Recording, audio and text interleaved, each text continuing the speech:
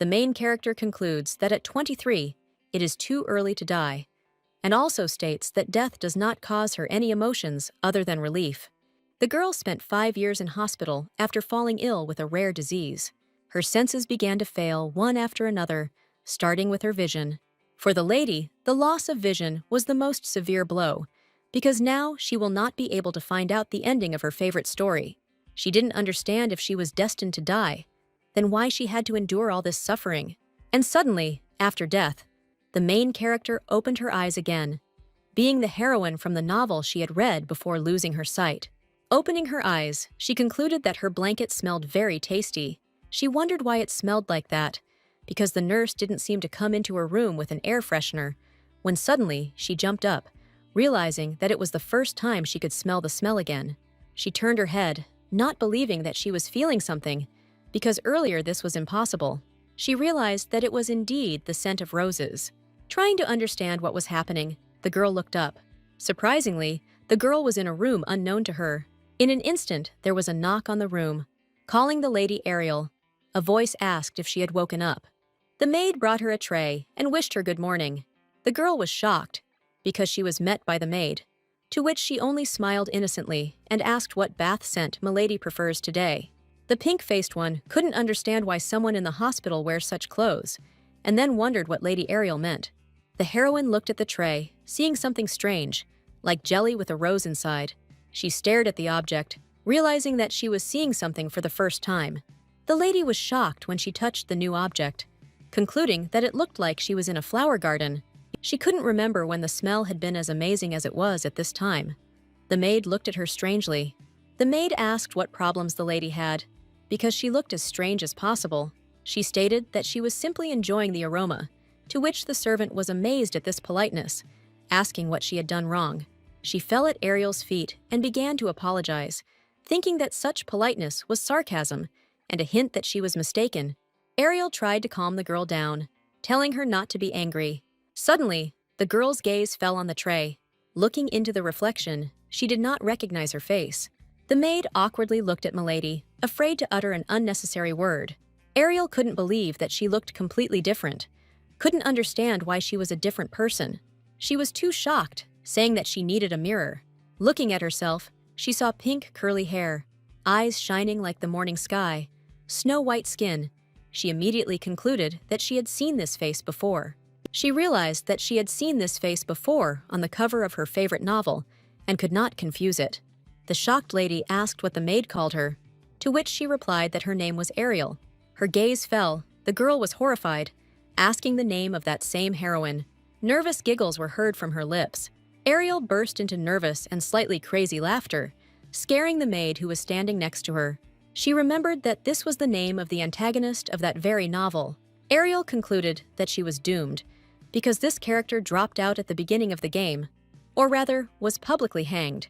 All that was known about her was that Ariel was presented as a brilliant perfumer. The reason for this was the smell of the demonic flower, anicaps, which the protagonist Cedric Evans needed. In the story, Cedric asked Ariel to create a perfume with this scent, and being a genius, the girl did an excellent job and created a unique scent. Of course, nothing was given for free, and Ariel asked Cedric to date her in exchange for perfume, and he had no choice. But the girl wanted a serious relationship. But unfortunately, he pushed her away. Having left her, the guy began dating someone else. Ariel's obsession became stronger. She tried to kill the female protagonist with the help of perfume and the poison that was in it. However, she was caught and publicly hanged for attempted murder. Looking at herself in the mirror, she realized that a sad outcome awaited her. The maids began to dress Ariel while she was remembering the novel and was incredibly nervous. The girl realized that she had been given a second chance at life, and she could not die so stupidly. She began to think about what she needed to do first to avoid death. On this very day, I had a meeting with that same Cedric. Calling her, she smiled and responded to her name.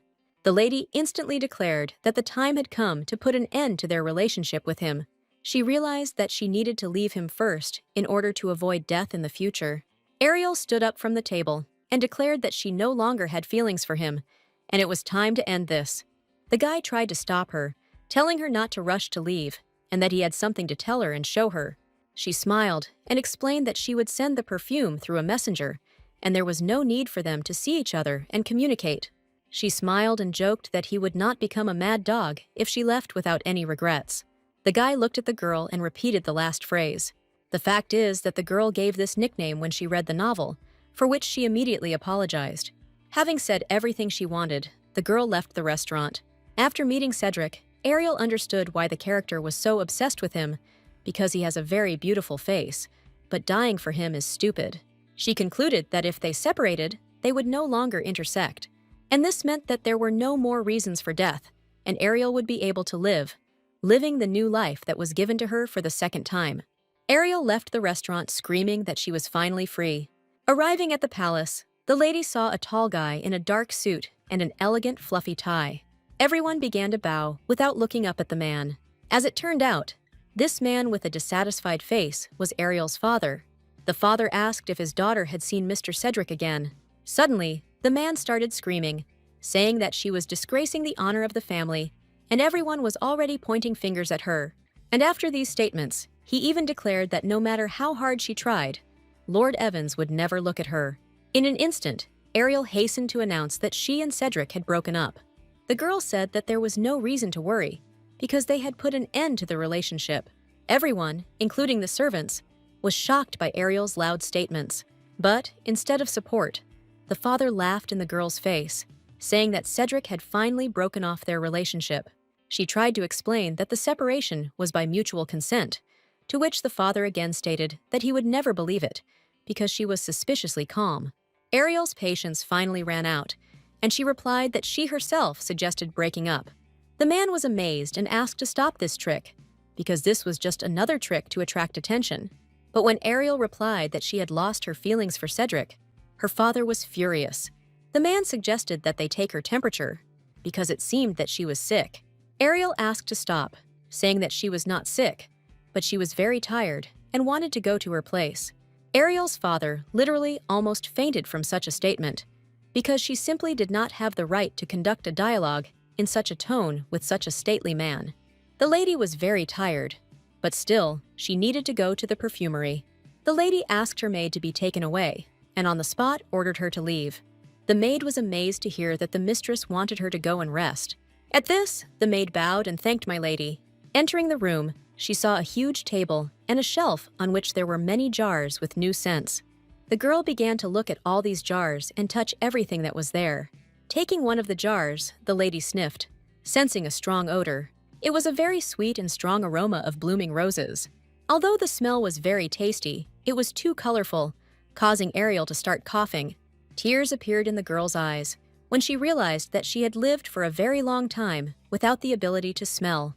In a past life, the girl dreamed of becoming a perfumer and studied a lot to achieve her goal. Before she got sick, the girl was studying chemistry. Suddenly, the lady shook her head and realized that she did not want to remember the past. Ariel began to look for something, some object that should be somewhere in the room. The gaze fell on the chocolate box, which was slightly open. Having opened it all the way, the girl smiled, realizing that she had found what she was looking for. Ariel found a book where in the novel, she always wrote down her recipes. Opening this book, she saw a very strange recipe. The lady saw a recipe for a scent that was supposed to kill the main character. Ariel was horrified as she turned to the next page. Suddenly, her gaze fell on the love perfume that Ariel had once developed to make Cedric fall in love with her. Ariel began to leaf through the book, because this was not what she was looking for in it. Suddenly, she finally saw what she needed: perfume in a purple bottle. It was a perfume with the scent of a demonic flower, anicaps. This legendary flower, which after the gates to the demonic world were closed, can occasionally be found on the eastern continent. Even members of the royal family tried to get this flower because of its uniqueness.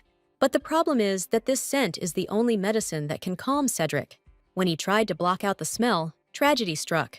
The girl concluded that it was terrible, and something like this should be prevented.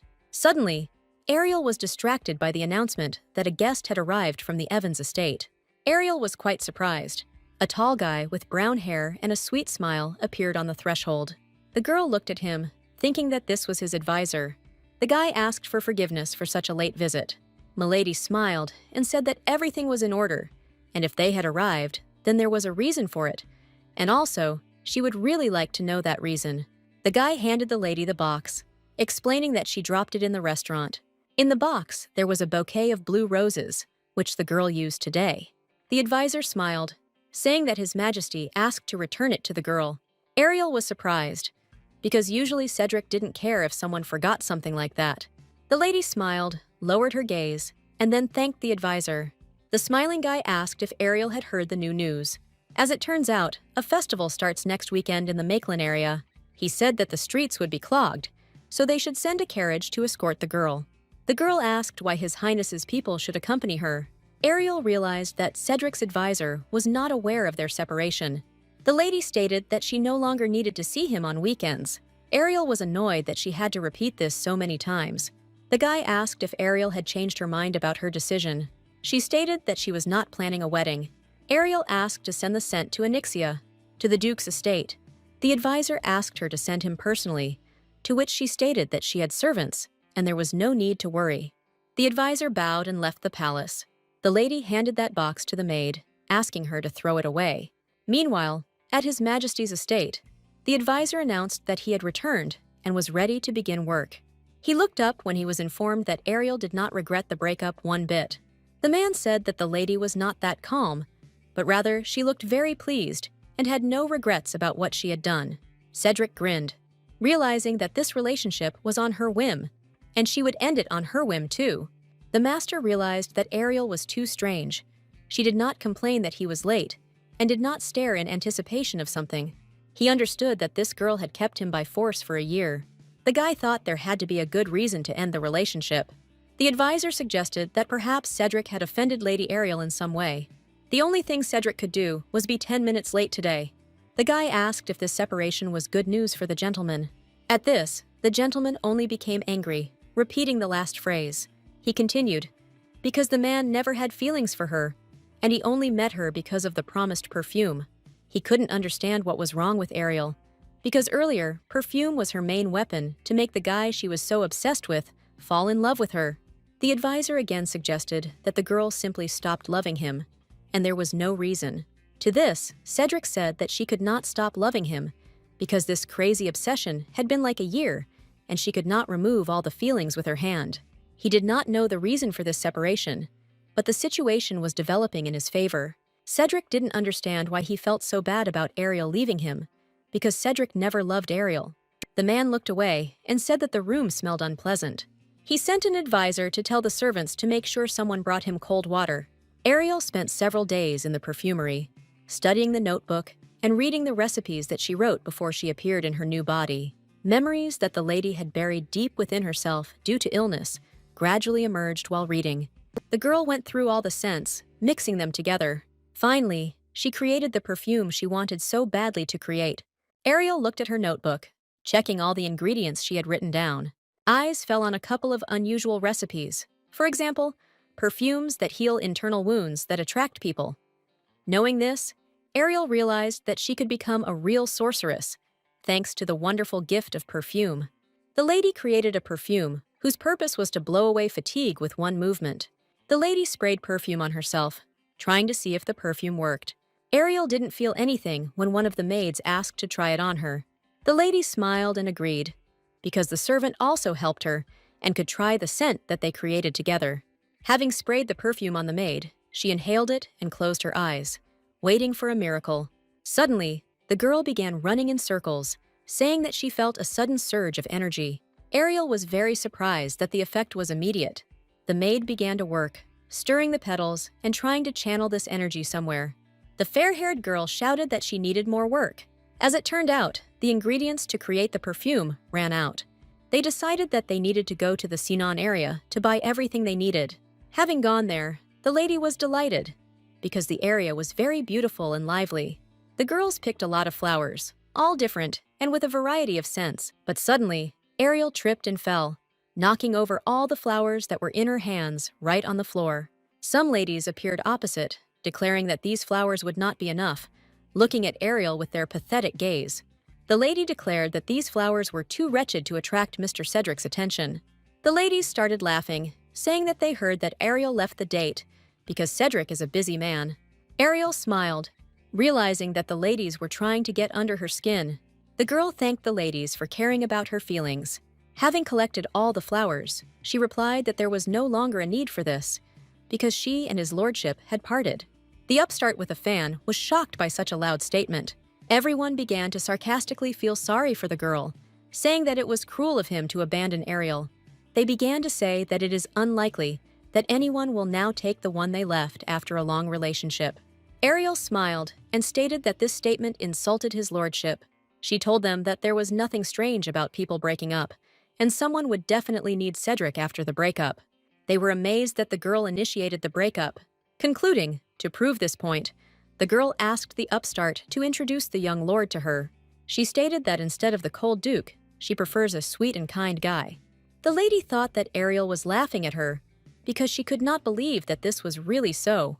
She stated that she remembered these words and then left with her group of girls. Ariel grinned, realizing she had nothing else to worry about. Meanwhile, his lordship received a parcel from Ariel. The duke realized that the girl had kept her promise and sent the necessary perfume. The advisor asked to check the perfume, because previously the girl had sent him all sorts of love potions.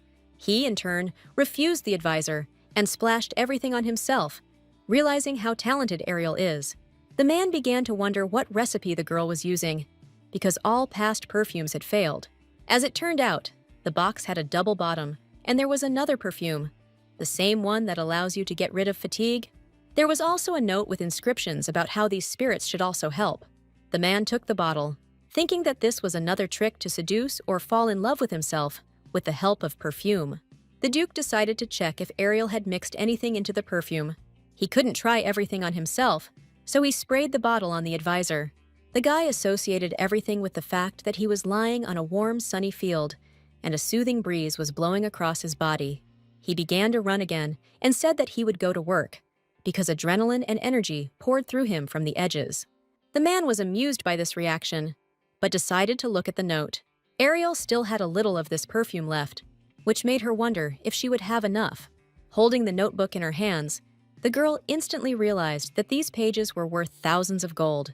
The maids asked Lady Ariel to come down to the table because her father was waiting there with an important announcement.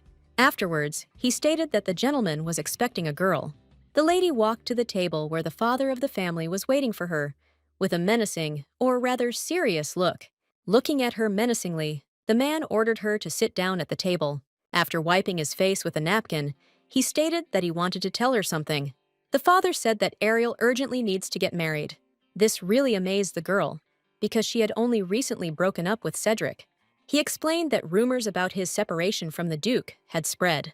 The girl received an offer from the son of people who import currency. The father explained that she needed to marry him and bring her son into the family. Ariel turns 23 this year and is already of marriageable age. The fact is that aristocratic women are often married off for political reasons. Suddenly, the lady got goosebumps because she was given a second chance at life, and she doesn't want to marry a stranger.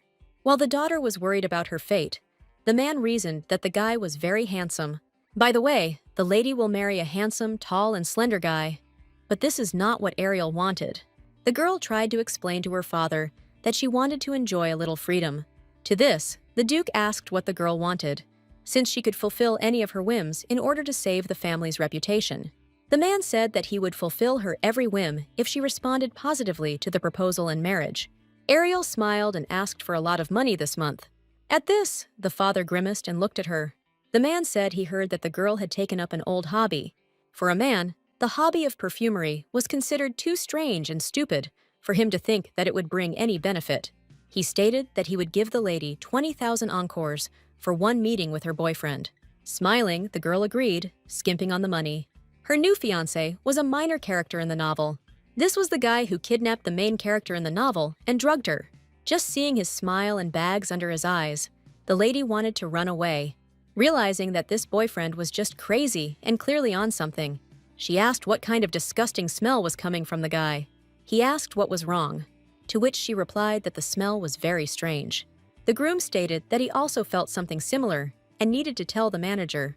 Ariel began rummaging through her purse, looking for her new perfume. The man admired it, saying that he knew that the lady collected perfume, and it was not only useful, but also very interesting.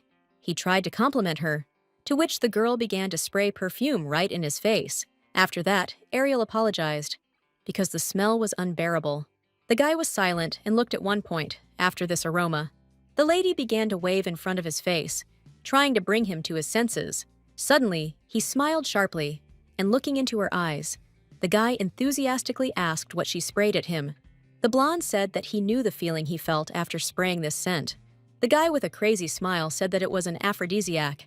The girl suddenly remembered that people who use drugs are very sensitive to smells and perceive them differently. It seems that the new boyfriend is not as good as his father said, but rather the opposite. The guy said that he had never seen such brave ladies before, because anyone would have run away from such insolence. After that, the man, like a madman, said that he accepted hints, unlike other children. The girl got scared and pulled her hand back and screamed for him to let her go and not touch her anymore. It seems that the guy was not just a madman, but a real madman, which is why he began to insist that all the lady's antics were to his liking. Turning away from him, Ariel realized that such a smell could have been left behind by drugs.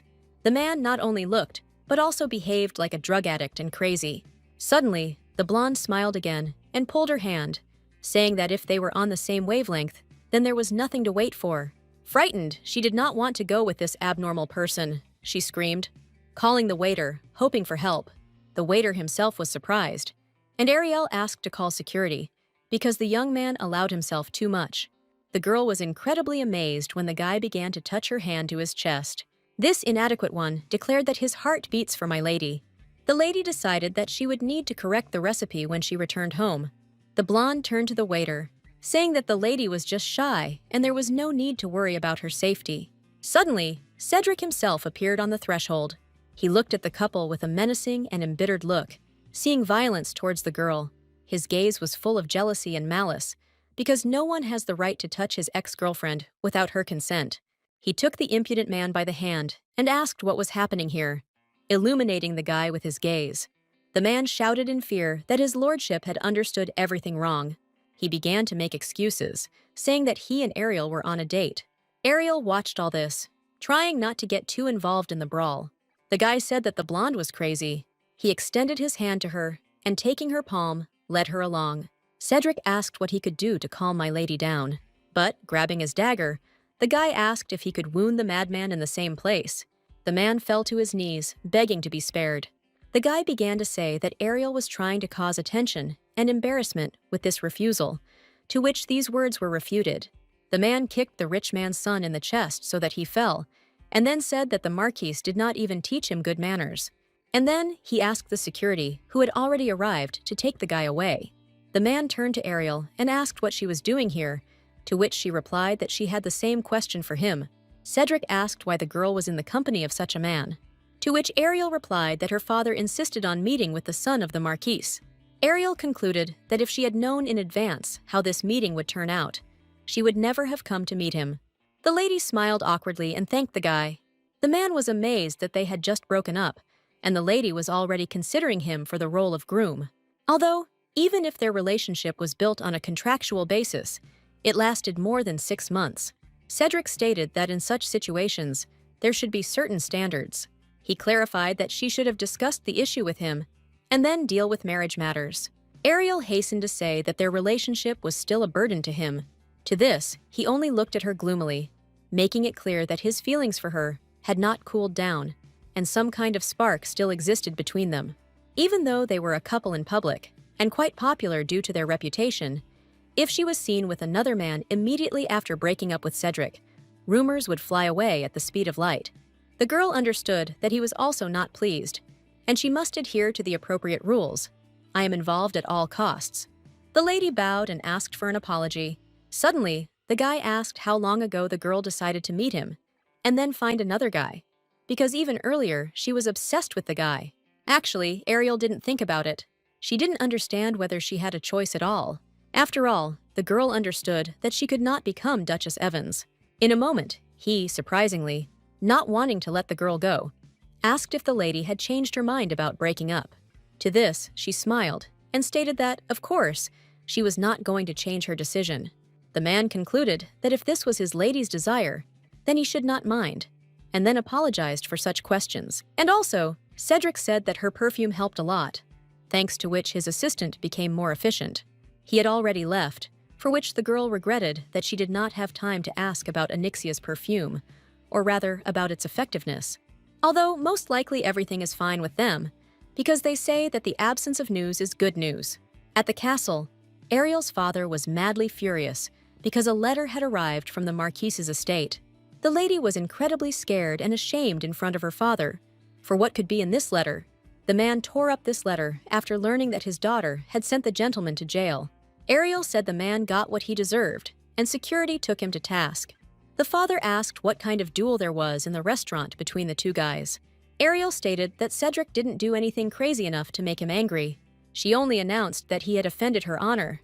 She reported that he said she sprayed him with perfume to seduce him. The man was furious, realizing that the girl was clearly doing something. Ariel tried to explain that she just sprayed perfume on him because he smelled terrible. The angry man said that she should quit this terrible hobby. He literally stood on ears, because rumors about this meeting spread throughout the kingdom. The man said that because of this, it is unlikely that anyone would want to marry Ariel. The man shouted that Ariel should immediately go to security headquarters to apologize and asked for Rob to be released. The lady said that even if she wanted to, she could not come there and do what her father asked her to do. The reason for this was that Cedric himself had ordered him to be taken into custody, and it would be rude for her to interfere. The father realized that if the Duke was involved in this, then he could not do anything about it. The father said that he must find a suitable match for his daughter as soon as rumors spread, so that no one would dare to refute the honor of their family and disgrace their reputation. The girl didn't understand how it even occurred to the man, because it was absurd. Fortunately for his father, he hid another letter from Olgan. The girl first wanted to find out how old the new gentleman was, because to this day, this is too important. As it turned out, he was already 40 years old, which shocked the lady. The man decided to give his daughter in an arranged marriage. The girl sighed and asked if she needed to marry a rich man as soon as possible. He answered positively because he specifically invested in her upbringing for this purpose. At that moment, Ariel realized that she was just a trading card for this man, a card that will bring more wealth and more benefits to the family. The lady took that same letter and apologized for the fact that, at the moment, she is considering candidates among beautiful peers. The lady said that if she fails to marry a rich man, she will personally compensate for the losses. The man chuckled and asked if she would reimburse them herself. He asked how she would do this, since spending money is her only ability. The man was right. Ariel did not have fencing skills. She did not know how to control mana. But however, she had a talent. This was her perfumery. The Count may have thought it was child's play, but her perfume is no laughing matter. It is a very powerful weapon. The girl decided to buy out the flower shop. But alas, she lacked 19,500,000. The lady didn't know what to do, because she thought that Ariel would simply be independent of the family income. The girl would have missed it even if she sold all her clothes and jewelry, but she didn't want to open a street shop. The maid asked what was wrong, because Ariel looked confused. She began to set up a situation for her. If, say, someone really needed money, Ariel asked the girl for advice, because now she desperately needed it. The maid said that she should borrow money from someone, so she began to think about who could help her. The maid answered, saying that she could ask the chief steward for help. The lady tried to say that it was her friend who needed money, but alas, the maid realized that she was talking about her. Suddenly, some gray-haired stranger offered to share his opinion about starting a business. He suggested that the lady find an investor to make it easier. The guy said that he knows who Ariel is, but does not want to be misunderstood. After everything, Ariel realized that she was very popular among people because she was an excellent perfumer. The maid asked how he knew all this, although the guy worked in a flower shop where Ariel bought ingredients for perfume. The gray-haired man announced with admiration that all the flower merchants had heard of her, and other perfumers who came to buy flowers mentioned her talent. The lady realized that she could use her recipes to find an investor, and the faster she finds an investor, the faster she can start a business. The lady grabbed him by the hands, thanking him for everything. Ariel walked off into the distance with a satisfied smile, declaring that she seemed to have found a solution. The maid said that this was indeed a good idea and ran after her. It seems that Ariel knew where to find an investor, an event where powerful nobles with good reputations and opportunities, who like to dress up, gather. The most popular ball became the ideal choice. Among rich people, you can find those who are willing to give their money to a perfume business. Arriving there, everyone looked at Ariel very askance because they knew about the rumors. Ariel herself didn't understand what was wrong with the atmosphere here, because earlier, at balls, it was a lot of fun. People talked about how the lady had no shame at all, that the lady walked around with her nose in the air. They discussed how they didn't like the fact that Ariel annoyed the Duke and also put the unfortunate Mr. Rob behind bars. Suddenly, some girl sharply pushed the lady, declaring that she had not noticed her.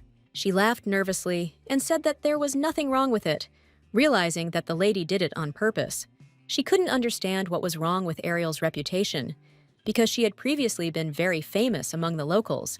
With such an atmosphere, the girl will not even be able to introduce herself. Suddenly, the stranger defended Ariel, saying that it was not Ariel who put Mr. Marcel behind bars, but Mr. Cedric.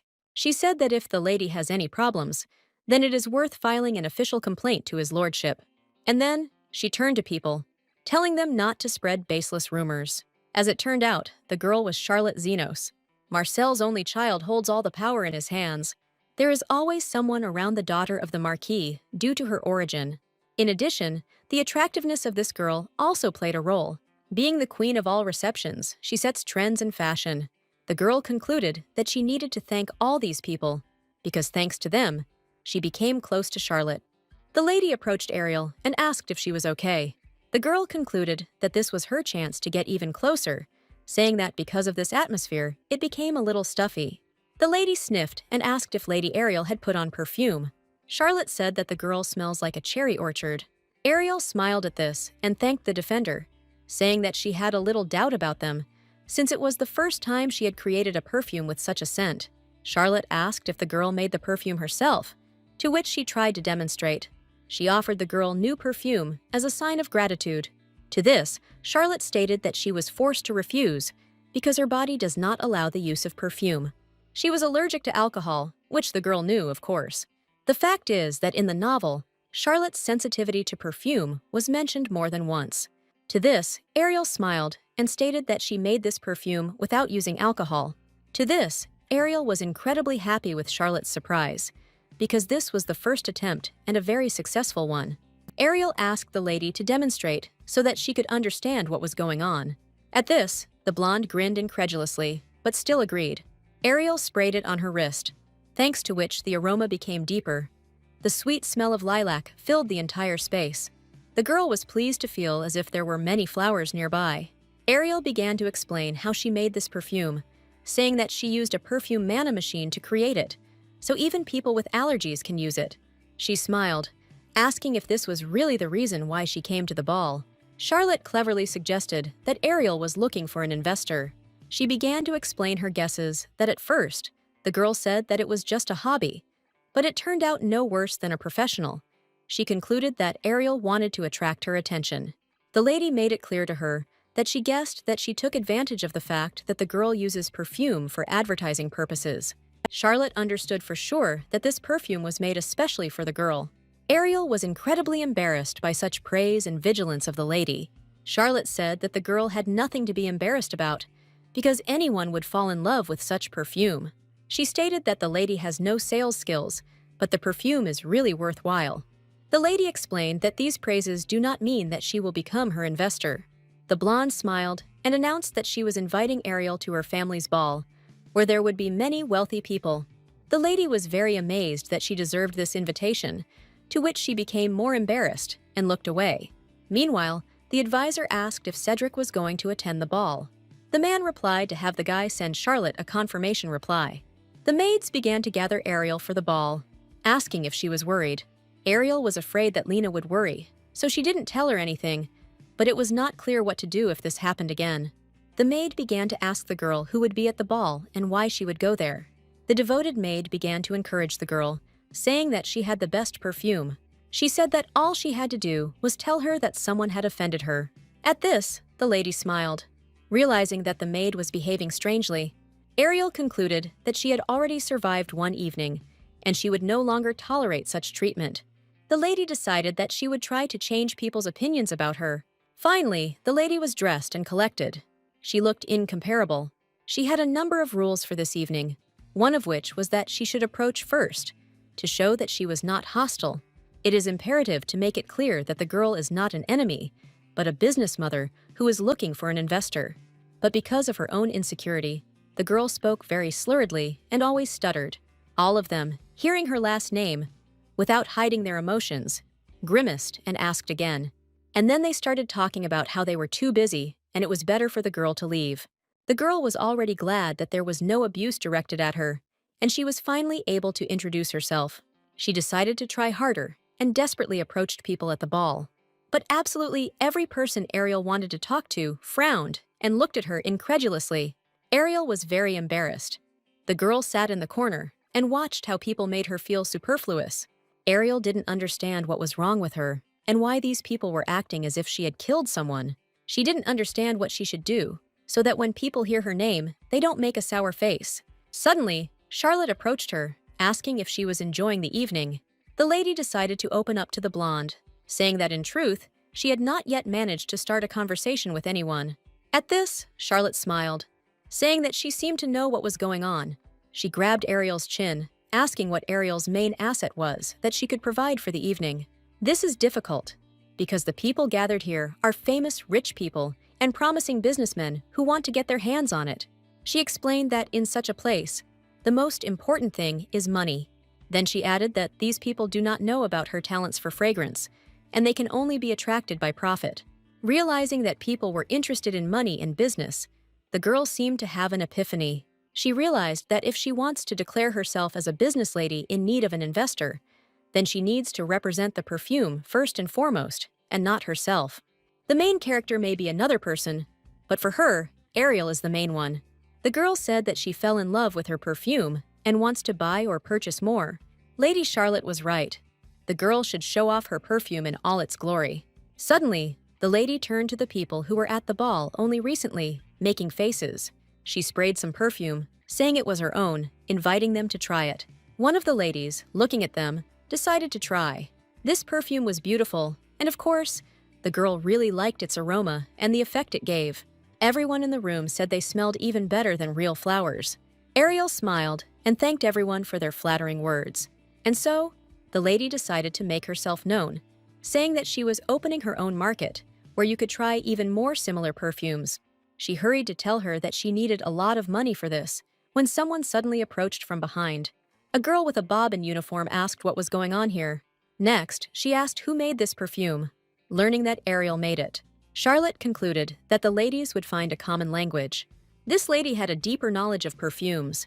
Ariel was surprised that the new lady was as new as she was, so she concluded that they could become competitors, but in a positive way. Ariel awkwardly gave a positive answer, saying that she personally created this perfume. The competitor hastened to say that it was immediately clear that this was a low-grade spike comb. Ariel was shocked by such envious audacity and could not understand why. If that girl was a brilliant perfumer, then how could she feel what she was missing? But being talented, the girl makes her products for sale for the first time. Ariel thought that the lady could point out her mistakes and help her with something. The girl smiled awkwardly and asked to repeat the previously spoken words. To this, she repeated all these insults towards the perfume, not embarrassed by anything and not afraid to offend Ariel. Not wanting, in turn, to seem rude, the lady smiled and asked to point out her mistakes. Since she was such a talented competitor, she looked away and explained that the refreshing scent would have a citrus base, and the main ingredients were lemon and orange. She also explained that these perfumes would not last long. To this, Ariel asked how this differs from ordinary citrus perfumes, if the citrus quickly disappears. And the professional suddenly asked what the highlight of Ariel's perfume was. She asked me to spray it and try it before calling it a pacifier. Everyone started giggling, saying that such a specialist as Lady Magnus could not be wrong. She said that Lady Ariel should learn from Lady Magnus. Ariel concluded that these people showed whose side they were and always will be on. The lady realized that she had to fight to prove the value of this fragrance. She easily snatched the perfume from Magnus's hands. She said that first she would introduce this scent to her, and then she would explain everything. The girl was just about to spray perfume right in the face of that competitor when the main character of the evening appeared. Charlotte greeted Cedric. He smiled at the ladies, thanking them for the invitation. As it turned out, The main investor was Cedric, and it was he who was supposed to take over someone's business. Turning around, he saw Ariel, who was very nervous to see her former boyfriend. He asked what they were talking about with the other lady. The competitor answered truthfully what they said about Lady Ariel's perfume. She began to talk about how she couldn't understand how it was possible to show up for the evening with such cheap prices. Suddenly, the guy started talking, trying to defend his ex. He asked if Magnus had tried spraying perfume. The Count stated that this girl's perfume has a unique property. He said that thanks to the perfume, his subordinate's performance has increased significantly, and even now he enjoys using them. The girl looked away and asked if Magnus was capable of creating something like that. The man asked her not to talk nonsense, knowing nothing in particular, looking menacingly at the lady straight in the eyes. Ariel was amazed that Cedric decided to protect her. But either way, Ariel was annoyed that she didn't need help at all. She needed recognition for her scent. All the ladies, like a herd, began to say that if his lordship himself decided to protect the lady, then it was worth paying attention to Lady Winston's perfume. Ariel looked away and said that she would go away for a minute and come back. With these words, she left the ball to come up with the plan she needed. At this, Cedric looked at her and asked why she was leaving. The lady concluded that if only Magnus would try to catch her eye.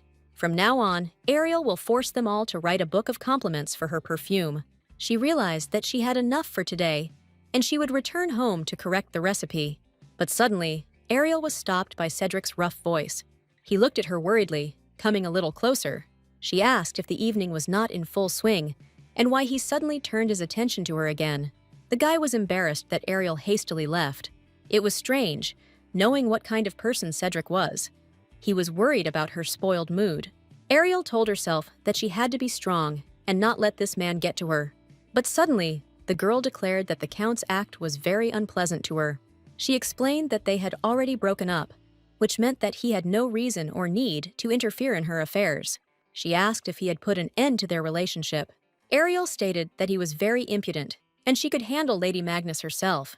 She explained that because of his interference, things were not going according to plan. Saying this, Ariel was not at ease in her soul. She was not entirely sure that Cedric would understand everything. The advisor brought the necessary documents to Cedric, saying that His Highness was early. Suddenly, he asked whether his actions were causing trouble. To put it bluntly, the guy was at a loss at this. He asked why he did as he pleased, without caring about others.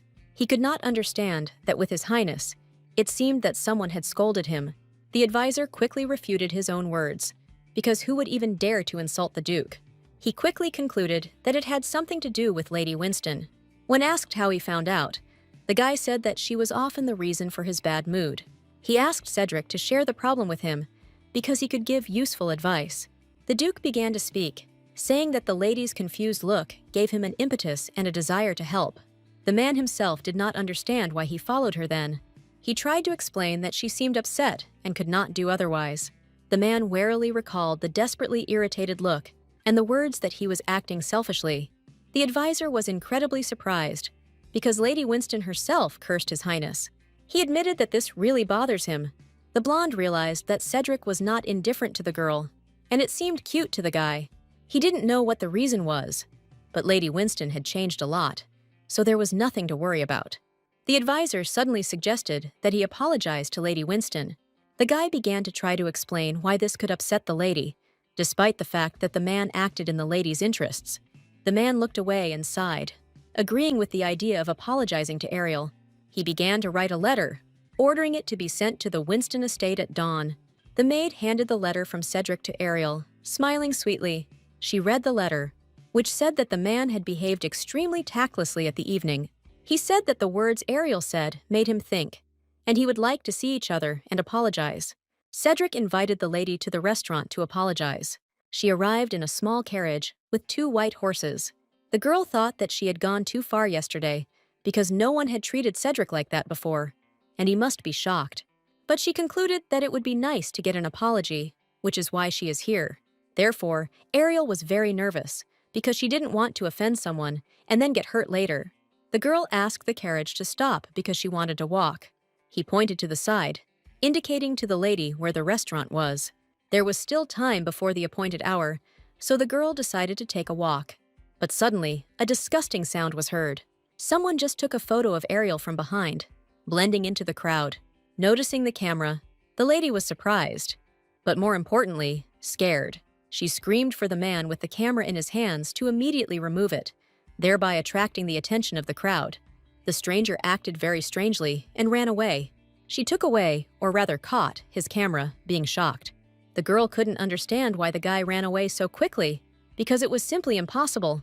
Seeing that he was planning to run away, she had already come up with a plan in her head. She ran after him, shouting for people to hold this perverted man. He ran, shouting that he was simply following orders. But suddenly, Cedric tripped him up when he fell to the floor.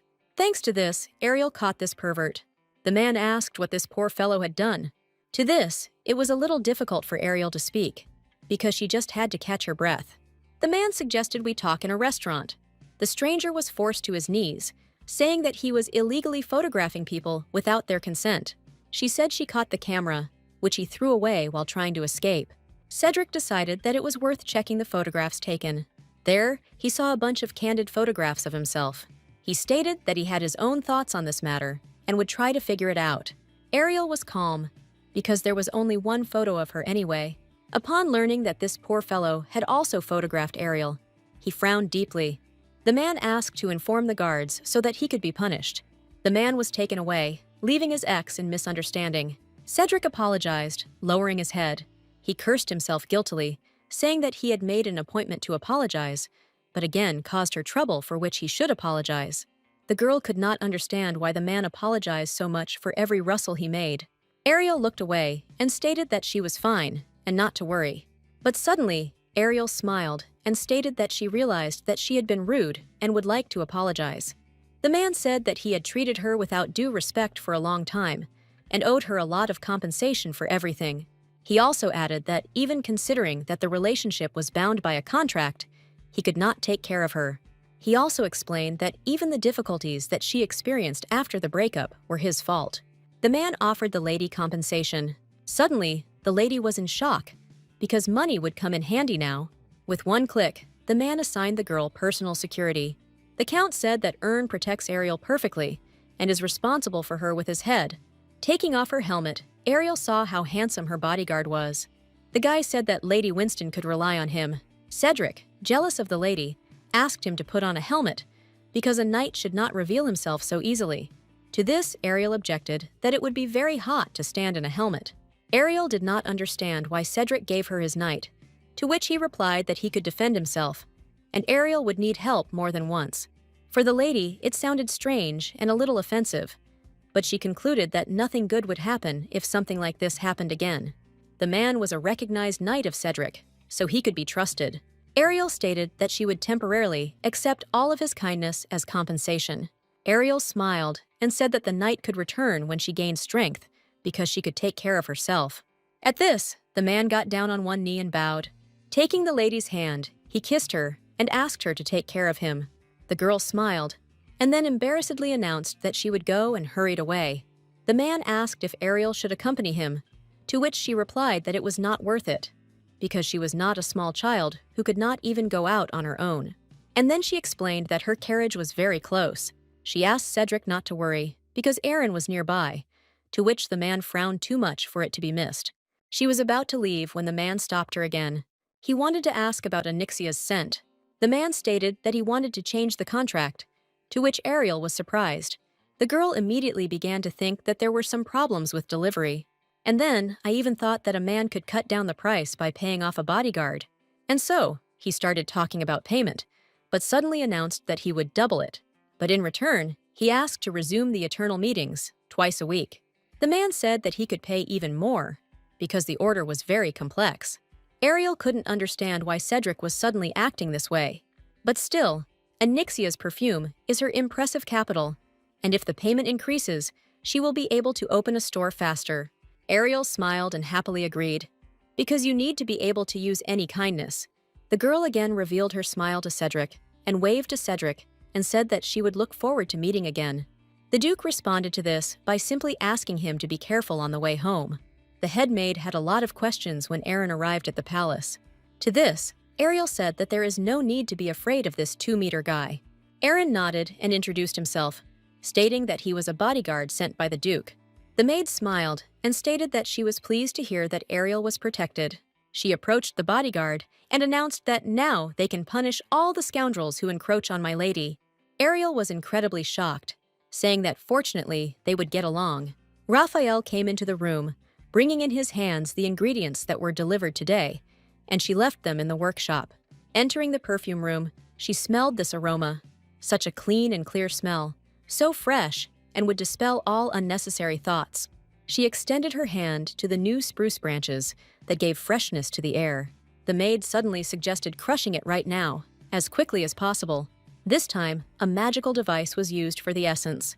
Ariel decided that she needed to choose a target for this scent. Aaron stood behind her and watched carefully. A clear, clean, refreshing aroma. This is what Ariel's new bodyguard was crazy about. Looking at the guard, she concluded that she had already decided on the concept. The lady took the guy by the hand, asking him for help. The bodyguard was quite embarrassed and began to get nervous. When the man entered the room, everyone was quite interested. Ariel bought expensive clothes for her boyfriend, considering it a worthy investment. Besides, it suits him very well. Aaron asked why all this, to which Ariel asked not to communicate with her as a mistress. He wondered why she thought he would really benefit her. To this, she stated that this goes without saying, because he can really help her with her plan. Ariel made the decision that Aaron would become the icon of the social club. The girl sprayed the new product onto the guy's brush. This scent, called Morning Walk, was based on cedarwood extract. Ariel added the scent of bergamot and invigorating notes of bamboo, finishing it with refreshing lemon. Ariel's bodyguard was very amazed at the girl's talent. Suddenly, a guy appeared in the hall, declaring that he did not know Ariel yet and wanted to fix it. The girl quickly ran up to him, introducing herself as a brilliant perfumer. He said that he had heard about her because she created Lady Charlotte's perfume. Ariel said that she was very pleased, and it was a great honor for her that I was beginning to recognize her. The stranger announced that the smell of lilac simply turned his head. Sniffing the bodyguard, he concluded that this refreshing and simply incomparable aroma was also the work of Ariel. The guy simply, without any emotion, confirmed these words. The man began to admire her aroma, saying that it was like being in a coniferous forest, and this clean and refreshing smell gave him peace. Since the scent suits Mr. perfectly, this feeling is enhanced. Afterwards, the long-haired man announced that he was very interested and thought that he could use her perfume. She began to explain that such a scent did not suit her. If she used it on herself, it would not make the right impression. She asked if Mr. knew that the aroma creates an impression of a person. An invigorating aroma is energetic. A warm aroma is tender. A luxurious aroma can give an impression. She stated that perhaps by spraying it on herself, it would match this bodyguard, especially his face and look. The men literally threw money at the girl, asking where and how she could buy this perfume. And then he even declared that he would buy literally 3 bottles from her. The lady knew that these people were VIPs of a social club, and rumors about her perfume would fly apart in an instant. Ariel, delighted with the money, said that she would send the order straight to the estate. The girl in the perfume shop knocked over quite a few bottles on herself. She became very angry and began to tremble, gritting her teeth and growling in anger. The lady screamed that she was very angry, that because of this, Ariel Winston she had enough problems. After all, everything has been going wrong ever since they ignored her. All the investors wanted and asked to make magic perfume, and not understanding how she couldn't do it, because even Ariel could do it. The land that the rival has reconsidered has unexpectedly increased in price, and opening a salon could be a huge mistake. It seems that the lady was crazy, hating Ariel, because she dared to disgrace her and humiliate her in the eyes of all investors. She stated that she would not forgive, no matter what. She would not pay Ariel with the same coin. Suddenly, a silhouette appeared behind the girl, asking if she was Magnus. The stranger smiled and said that Ariel had really disgraced her in front of everyone. Magnus asked who he was, to which the stranger asked not to be so harsh. Then, he proposed to start collaborating against Ariel, but the lady was not going to sign anything or start cooperation until she knew who it was and what kind of person it was. The man pulled down his hood and introduced himself, saying that he was Ozzy, that is, the 5th son of the Empire. The girl was very surprised that the prince himself invited her to cooperate against her main enemy. When asked why he began to cooperate with her, He replied that he hated Cedric Evans. He handed the girl a photograph of Evans, insulting the master in every possible way. Having seen those same candid photographs, she did not know what emotion she should experience, which made her simply grimace. The lady was amazed and asked why the man was pursuing Mr. Evans. To this, he replied that he had been trying to identify his weaknesses for a long time, but nothing worked. To this, the girl said that this is logical, because this is the ideal Mr. Duke. But he continued, saying that he found out who Ariel Winston was. Cedric's only concern was her obsession. And then he said that he found out that they had recently broken up, to which the girl was surprised, because they seemed very close. The man replied that their relationship had always been suspicious. That is why he decided to captivate Ariel's heart with the help of his appearance. The lady said that this was nonsense, to which he replied that to win, all means are good. He offered to shake hands with Fonte, saying that he would help her, so she needed to do everything to destroy Ariel's business. Further, according to the plan, when she loses heart, the guy will make his move and make her fall in love with him. Fonte concluded that there was no danger from this crazy plan. One thing they couldn't understand was whether that guy was partial to Ariel. The guy thought it would be funny to see the rejected Cedric burst into tears, and Fonte thought that it would be cool to laugh at how Ariel's business would go down in flames, and she would go bankrupt. After shaking hands, the man and the girl entered into a contract. The man grinned, saying that then, now we need to get down to business. A couple of days later, Ariel walked through the city and called for Raphael. The guy greeted the lady, distracted from his flowers. The lady thanked the guy for the ingredients, saying that they helped her a lot. She stated that her new perfume, based on cedar extract, has gained enormous popularity. The perfumes were not just popular, they literally monopolized the market for men's perfume. The lady said that at this rate, she would soon be able to open her own store on her own. The guy looked at her awkwardly, asking her to walk with him. He said that a new salon opened yesterday, and he thought she should take a look at it. Arriving there, the girl realized that this was the new Magnus salon. She decided to take a peek, looking at how the salon was organized, realizing that there were still a lot of goods there, in addition to perfumes. For a moment, the girl wondered if rumors had already spread about their conflict with that rival. The guy said that if she took a look at this salon, it might do her good. There were a lot of people in the salon who were happy about the opening of Lady Magnus's salon. The flavors were not bad, and the price was quite reasonable, which made people very happy. Suddenly, the lady saw her perfume on sale, with the scent of lilac, barely noticeably enveloping her body. It was very suspicious, and it seems the girl really stole Ariel's perfume. Having sniffed another perfume, she smelled the same scent of cedar, which apparently was also simply stolen from her. The guy asked the girl to look up the name of the perfume. The title was Memories of First Love, and others, A Night Walk. That's what the guy wanted to show, that this store stole all her work from her. Ariel didn't even have anything to object to, because the situation was clear as day. Fonte indeed exposed her precious recipes as cheap, thereby taking revenge on Ariel with reciprocal humiliation. Ariel was furious when she realized that Fonte Magnus was indeed challenging her, trying to humiliate and disgrace her in a big way. Suddenly, Fonte appeared with her friend, declaring that such a cheap thing had finally entered a luxury store. She stated that they had not seen each other for a very long time, emphasizing that the brilliant perfumer, Ariel Winston, was walking from house to house with goods, thereby humiliating her. Ariel was incredibly angry and irritated, similar to the statements of her worst enemy. Suddenly, the girl looked up at the guy who was standing behind Magnus, grinning, assenting faithfully. Ariel realized that she had definitely seen this familiar face somewhere. Seeing the girl's gaze, he winked at her and smiled, trying to seduce her. Suddenly, Ariel remembered where she had seen this pretty face. She realized that this was the fifth prince of the Beller Empire. In the book, he appeared as a brilliant, handsome man, and was described as the main pain of the Empress. Azzy's most important setup as a character is that he is Cedric's nephew. Most likely, because Cedric was too perfect, Azzy hated and was very jealous of his uncle. He asked Ariel, trying to figure out her personality. The man looked into her eyes, asking if she had any complaints against him. Fonte was quick to boast that her investor was a member of the imperial family. Mangas began to humiliate and gloat the girl, saying that Ariel does not have a penny. The rival grinned and told Ariel not to worry, because someday there will definitely be a person who will recognize Ariel's talent, which is not there. Ariel, on the other hand, could not understand why the lady was selling stolen perfume and behaving so shamelessly. The girl suggested that, most likely, Azzy had been fooled, which is why he became an investor. The girl realized that she wouldn't just leave it like that, asking what inspired her to create this perfume, trying to understand her right from the bottom. Ariel immediately explained that this perfume seemed very familiar to her, even too much.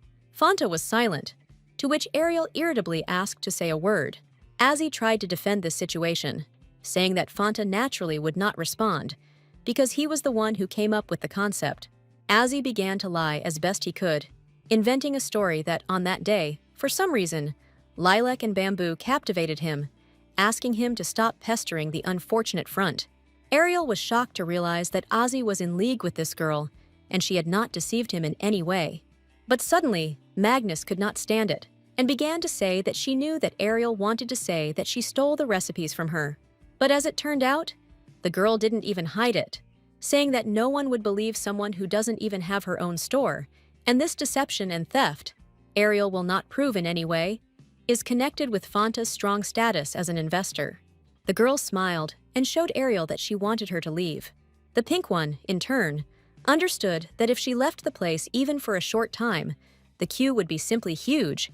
Everyone liked this perfume. The man winked at the lady again, saying that he would see her again, and perhaps very soon. Ariel concluded that thanks to Magnus, she realized the need for her own store. She decided that she would find an investor at absolutely any cost. The man returned to his chambers, sighing languidly, and also began to take off his own tie. The advisor immediately ran up to the gentleman, asking how everything went. He also asked if the man had lunch at the meeting with businessmen. To this, the gentleman said that these conversations and gatherings were simply unbearable. Then, the advisor said that he had good news for the Duke, because today on the Rue Sinon, they were gossiping that Lady Ariel was looking for an investor. Then, he understood why the girl was present at the evening. The advisor said that this was a great chance, because the man himself recognized the quality of her perfume. To this, he replied that he did not think that he was the one whom the lady would like to see. Then the guy said that he had heard that the girl had been in an unpleasant incident. As far as he remembers, the concept of perfume was stolen from her, but he didn't know the details, because someone told him about it too. Suddenly, lighting up the boy with a madly angry look, he demanded that Rick find out everything about this incident. The maid wanted to wake up Lady Ariel, when she suddenly discovered that she was in the perfume room, and also concluded that the lady was not short of diligence. Having gone to the right place, the lady found that the lady was lying with her forehead in the notebook and sleeping. Apparently, she fell asleep while she was trying to think of a new concept. Waking up, Ariel began to drink tea while the maid cleaned her desk. The sleepy diva thanked Rena, saying that she brought her back to life. The lady worriedly asked if everything was okay with the lady, to which she replied that everything was normal, except that her head was about to burst and her nose was itching. The maid asked how it was possible to sit over the perfume all night if she said that the perfume needed to be finished within 2 hours. To this, the pink-haired one said that otherwise they would not see investors, to which the maid was concerned and said that you still need to take care of your health. She said that she would prepare the bathroom for the lady, and after that, she would have to go to bed, and this was not discussed. Ariel may have overdone it, but the result is worth it, because she has developed a new product and sketched out a business plan, and all that remains is to find an investor, and her business will take off. Ariel immediately concluded that this sleepless night was an excellent decision. Suddenly, the butler announced that the lady had arrived, and he was already waiting for her. What a surprise Ariel was, when that same guest turned out to be Cedric. Also, it was funny that Cedric's advisor was in the same state as Ariel. The girl came down the stairs and asked what brought the guy here, to which the Duke stated that his matter was urgent, and he apologized for not informing him of his arrival in advance. The man said that not only the perfume that she made for him could be urgent in their relationship, but in a moment, Cedric said that he had heard rumors that the lady's perfume recipes had been stolen. The man handed the girl a product that was made from the perfume stolen from her. Ariel was surprised that rumors of this spread so quickly. She looked up sadly, asking the man if he believed her, because it could be that she stole the perfume from her. To this, he said that he had the opportunity to try many fragrances created by her, and such cheapness would definitely not fool him. But suddenly, Cedric said that he had heard that the girl was looking for an investor, to which he offered his candidacy. Cedric is already in charge of many businesses. If a reliable businessman and investor Cedric invests in her business, it will definitely become successful. But the girl wondered what if he suggested this out of a feeling of remorse. Ariel had a strong, uncomfortable feeling that she was using Cedric. But for an investment, the lady has conditions, and she thinks that he will not mind. The investor asked to show everything that the lady had already prepared, and he would happily choose everything that he considered necessary for promotion. The girl had prepared one unique perfume that resembled the smell of roses. Ariel took the Duke by the hand, asking him to go to the laboratory because she could show everything right now.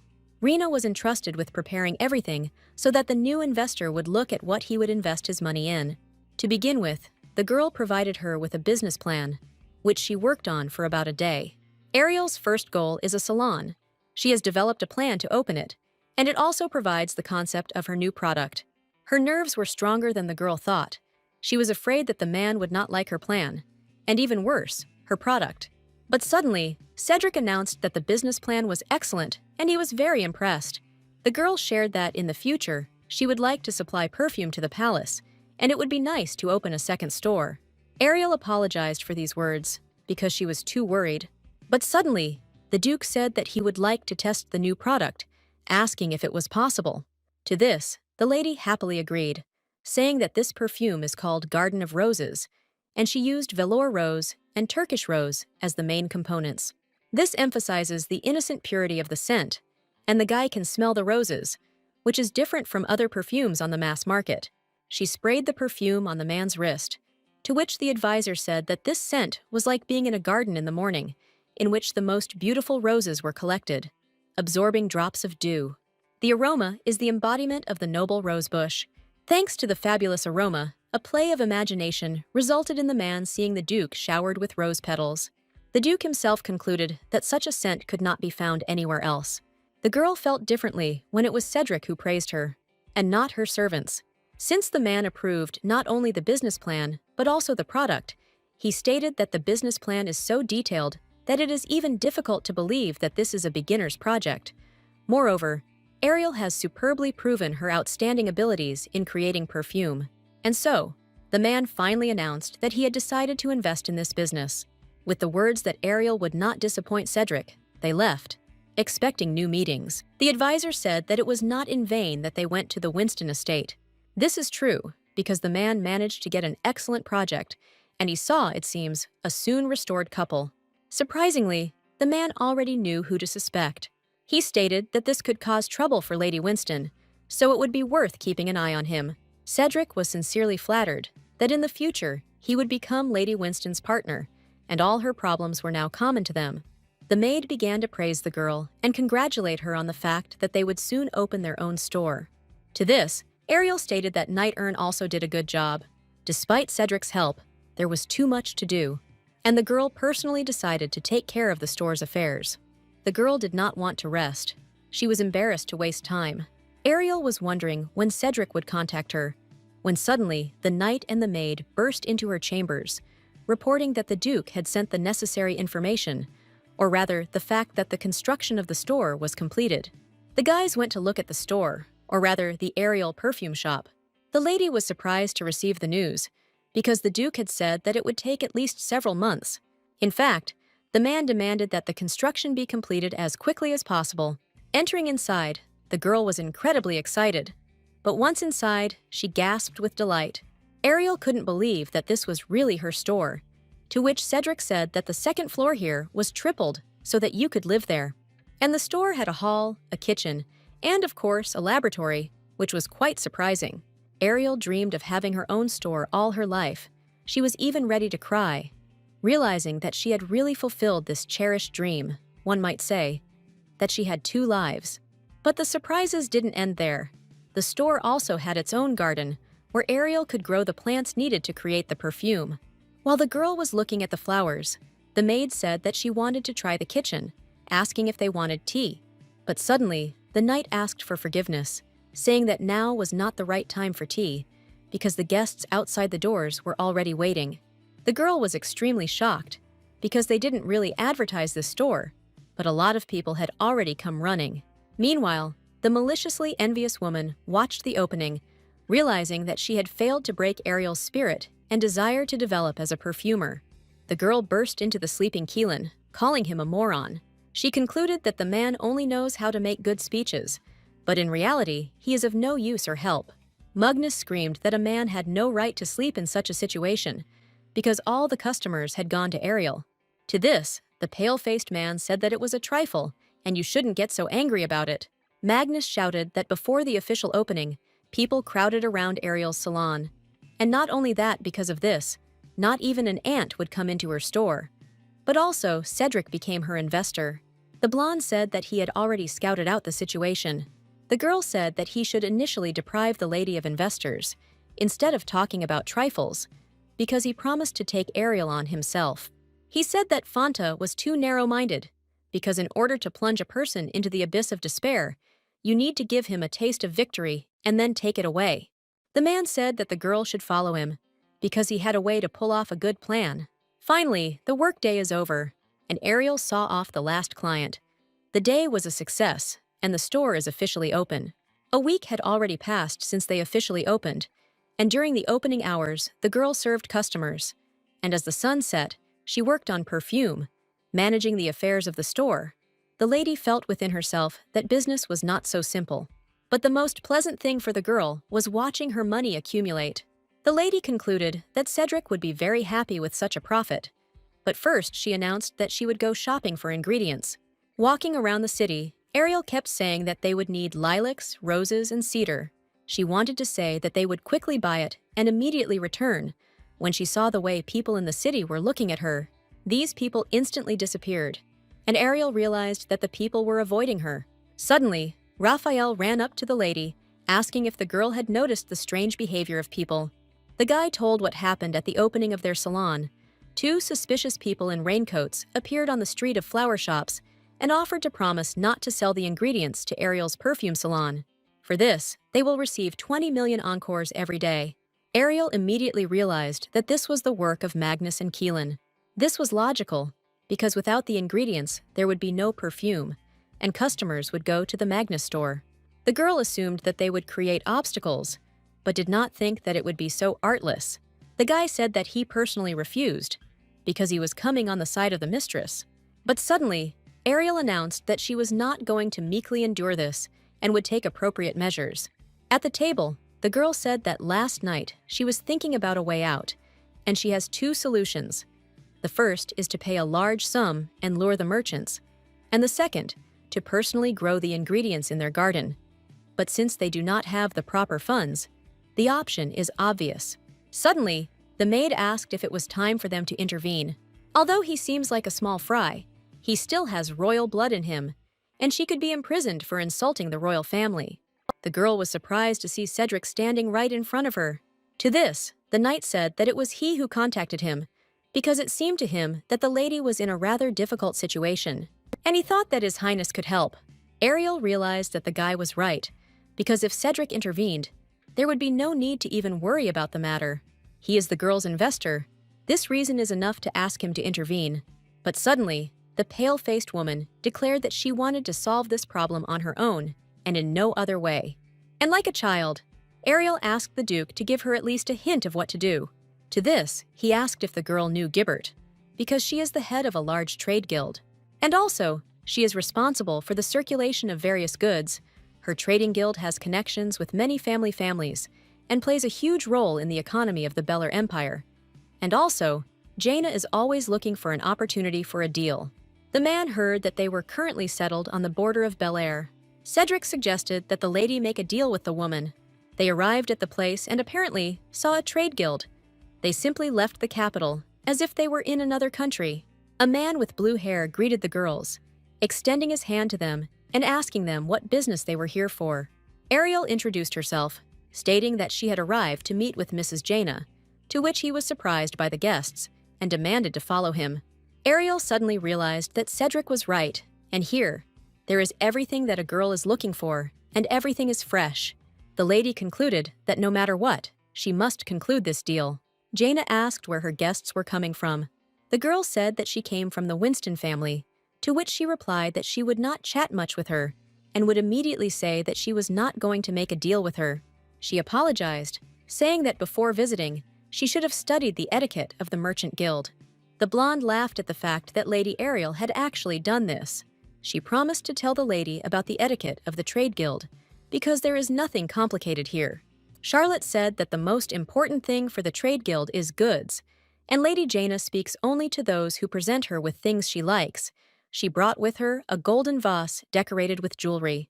Ariel realized that she likes expensive things, and for that matter, she would like to give her perfume, but she knows absolutely nothing about it. The girl asked if there was any information on what would be best to give her as a gift. To this, Charlotte announced that she had heard that lately they had been overcome by the Scarons. Microns are birds with a very bad character, and Scarons love to hunt, so they often go to the forest, and every time they cause problems for travelers. These birds have a very developed sense of smell, and when any attempt is made to catch them, the Scarons pick up the scent of a person and fly away. Charlotte offered to go there personally and show herself in hunting wild birds. But suddenly, she abruptly changed her mind, saying that she did not have enough time, but then suggested her close friend for this role. Ariel choked on her tea when she found out that this friend was Cedric. But suddenly, the blonde asked the girl why she was so surprised. Did she really not like Cedric? Although, the point was not whether she liked him, but the fact that according to the plot of the original, he is such a frightening person that no one dares to say his name. However, having met him in person, she realized how very different he was from the novel. Despite the first impression, he turned out to be extremely sensitive and polite. Therefore, her feelings for Cedric began to appear, which was quite frightening. Ariel hastened to explain that she and Cedric have a relationship as an investor and business owner, and she is unlikely to contact him for personal reasons. The lady had a feeling that she had become very disconnected from the original goal, because recently she wanted to end their relationship once and for all. The girl was wondering what she would need to do when the main character appeared. The lady really thought that although she and the Duke had become close, he was so busy that he was unlikely to come to her aid. But this turned out not to be the case. Cedric bluntly stated that helping the girl is his duty as an investor, so business cannot be more important. Ariel thought that Cedric was also a person, and he must have needed a change of environment, which was mediated by the desire to help. The man offered to help the lady climb onto the horse, sitting her in front of him, carefully holding her by the hands. The Duke thought, trying to convince himself, repeating that he had a business relationship with Ariel, and their goal with her was only a business partnership. However, he sincerely did not understand why she was so attracted to him, why he wanted to spend more and more time together. Cedric was glad to have the opportunity to show the hunting area under the control of the duchy. He offered to let the girl off the horse and look around, because the Scarons were appearing in the area where they were located. Walking through the thicket of the forest, the man suddenly asked the lady to freeze, because he heard strange sounds that could accompany the attack. The man said that you should be especially careful, because Scaron loves shiny and beautiful things, while the bird, in turn, pierced the girls with its gaze. Suddenly, a huge bird with a wild cry jumped on Cedric, hoping to attack and rob. The man quickly reacted, and taking the blow himself, ordered the lady to hide behind him. Deciding that the creature needed to be caught, he fired a special weapon, wrapping the bird in a net. But suddenly, she began to make plaintive sounds and cry, trying to cover her face with her wings. It seems that the bird had a broken leg, but the girl tried to approach her, but Cedric did not allow it, asking her not to fall for these cunning tricks. But suddenly, a satisfied face appeared on the pug of this crying bird, to which it, having got out, flew up with a loud cry.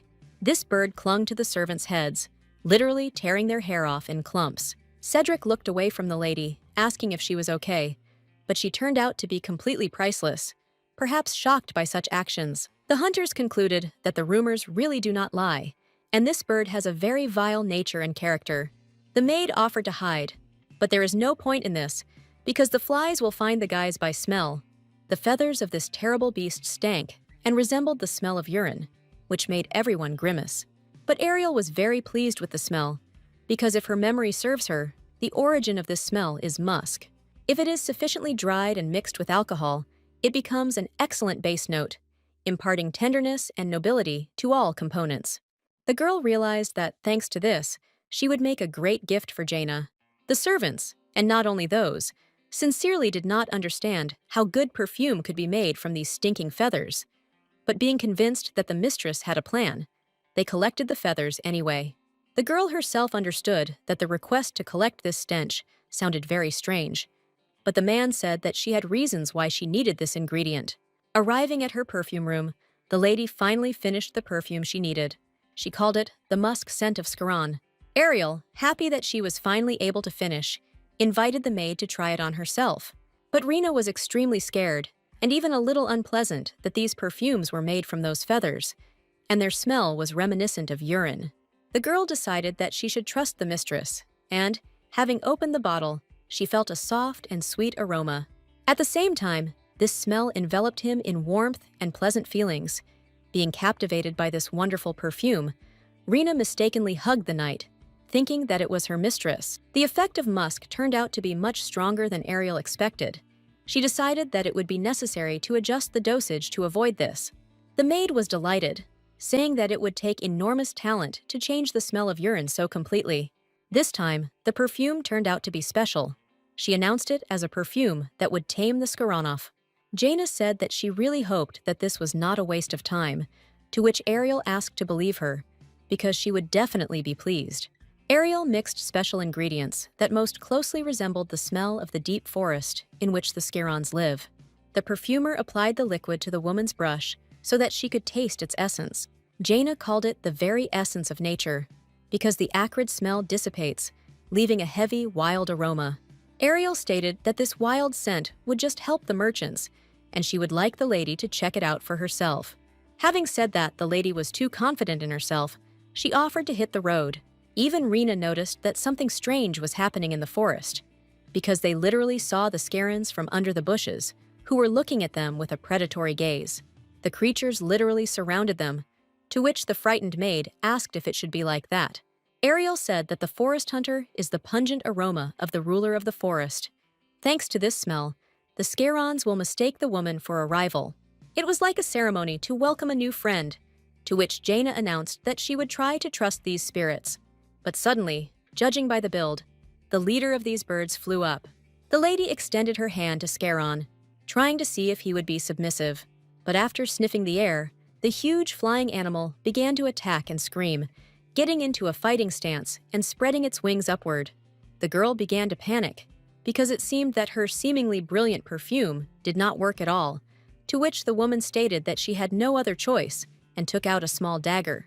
But suddenly, this creature fell on its back, asking to stroke its belly and caress its feathers. Jaina began to stroke and scratch his belly, to which she received gentle sounds. Everyone really began to think that the girl had made a mistake, but as it turned out, she really is the same brilliant perfumer as they say about her. And this is not just rumors, but personal truth. Ariel was afraid of a side effect due to the strong smell of musk, but fortunately, everything worked out, and because the smell of musk also stimulates arousal. Scaron quickly mistook Jaina for his mistress, and not an enemy or even a friend. The woman, approaching Ariel, stated that she did not know that her headache would become so submissive, and now there was no longer any need to hunt the Scarons. Jaina said that she loves the scent because it is so enchanting, also saying that she really hopes for cooperation. She decided that she should send a return gift for the perfume, and sent Ariel many ingredients, even among fresh basic ones, also many new and unique products. In one of the boxes, the girl noticed a magical enhancing elixir. This elixir was written down in Ariel's notebook, and it said that it enhances the effect of perfume. With his help, the lady made several goods at once. But suddenly, once again, having tried her perfume on Rena, the girl realized that something was wrong, but all the bottles were the same, and she had no idea which was which. Ariel realized that this was a huge failure, because people who experienced this scent began to pester each other, feeling very excited. The perfumer did not understand what to do, because horror was happening all around. Suddenly, the Duke appeared at the estate, asking what was happening here. But the moment the maid wanted to try another, all the bottles fell and broke right on Cedric's trousers, enveloping him in an overly sweet aroma. The girl understood that if a side effect affected Cedric, she simply would not survive it. Ariel wanted to ask if her investor was okay, when suddenly, Rena began to kiss her mistress's hands, declaring that she would forever serve only her and no one else. And the knight began to completely shout that Mrs. Winston could entrust him with anything, and he would do everything perfectly right now. The Duke reported that Ariel, adding an enhancing elixir, made him surprised. To this, the girl stated that she wanted to try to diversify the perfume. It was very surprising that the perfume had no effect on the man. He said that nothing affects him except the spirits from Onyxia. The Duke said that he had come to inquire about a deal with the trade guild, and in the end, he was treated to such a funny sight. But suddenly, he declared that real magical perfumes would be valuable for business, because their advantage was obvious. The girl suggested changing the situation and discussing these details. Everyone began to advertise her perfume as magical, which could even heal illnesses and wounds. Buyers asked how much these magical perfumes cost, because it was interesting to know their effect, that they would not even sleep a wink to try it as soon as possible. But suddenly, Ariel smiled and apologized, saying that these perfumes were not for sale at all. Everyone rebelled, because their mistresses would literally kill them if they returned without perfume, and Ariel herself could not explain why they were not on sale. Suddenly, 3 girls came into the perfumery, asking if she was Lady Winston. The perfumer asked the children to leave, because magic perfumes are not for sale, but they suddenly shouted, declaring that they had not come to buy them at all, but to place an order. They began to explain that one of them had very serious insomnia, and that no matter what they tried, nothing helped. When asked how this happened, the girls replied that the guys from the academy very often pester Sasha, and it all grew into trauma, which is why she cannot sleep. The poor child suddenly lost consciousness from lack of sleep, but the girls managed to successfully catch her, saying that they would definitely help her. The girls, literally with tears in their eyes, begged the great perfumer to help. After thinking for a couple of seconds, Ariel decided that it would be difficult to refuse them, and agreed on one condition. The girls smiled slyly and stated that for the sake of Sasha, they must sacrifice themselves. The children began to say that no sacrifice would scare them, because the girl with insomnia was their only friend. In fact, the girls just had to try this perfume out together, since it's a new product. This perfume brings back warm memories. The lady modified the recipe found in Ariel's scent diary and used sweet and warm scents, like cocoa and tonka. Ariel, adding freshness and depth to the aroma with yuzu and grapefruit oils. Warm memories have the effect that Sasha needs most now. Ariel sprayed perfume on her wrist that was reminiscent of the mousse cake the girls ate yesterday. Sasha realized that she had memories of how they ate desserts together. The girl stated that this perfume gives a feeling of security due to the warm, sweet, and cozy smell. After these words, the children immediately began to fall asleep, because their souls became warmer and more comfortable. These perfumes are able to awaken the memory. Thanks to this, the soul becomes calmer. In fact, the original perfume puts people into eternal sleep, but Ariel slightly changed the recipe. But suddenly, the perfumer was afraid that that same eternal dream would become a side effect. Waking up, Sasha reported that for the first time in a long time, she slept very peacefully. The girl asked how much this perfume cost, because thanks to its effect, she would like to buy it. But the girl just smiled softly and said that let it be a gift, because the little lady could take them if she liked them. But suddenly, Sasha decided that she would become Ariel's henchwoman, informing her about it. As a result, all the girls, following Sasha, wanted to take part in this. But suddenly, the girl remembered that these girls did a lot of evil, being minions of the original version of Ariel. But the children asked not to reject their mistress, because they would do whatever she ordered. Rena and the knight were going to buy the necessary ingredients for perfume, when suddenly the maid saw a rat. Having beaten the unfortunate animal, she hurried to get to the desired destination. The hooded man, after first following them, headed towards the pale-faced one. Mr. Kean was sitting on the veranda and drinking tea, reading something. The man said that the rumors that Ariel makes magical perfumes turned out to be true.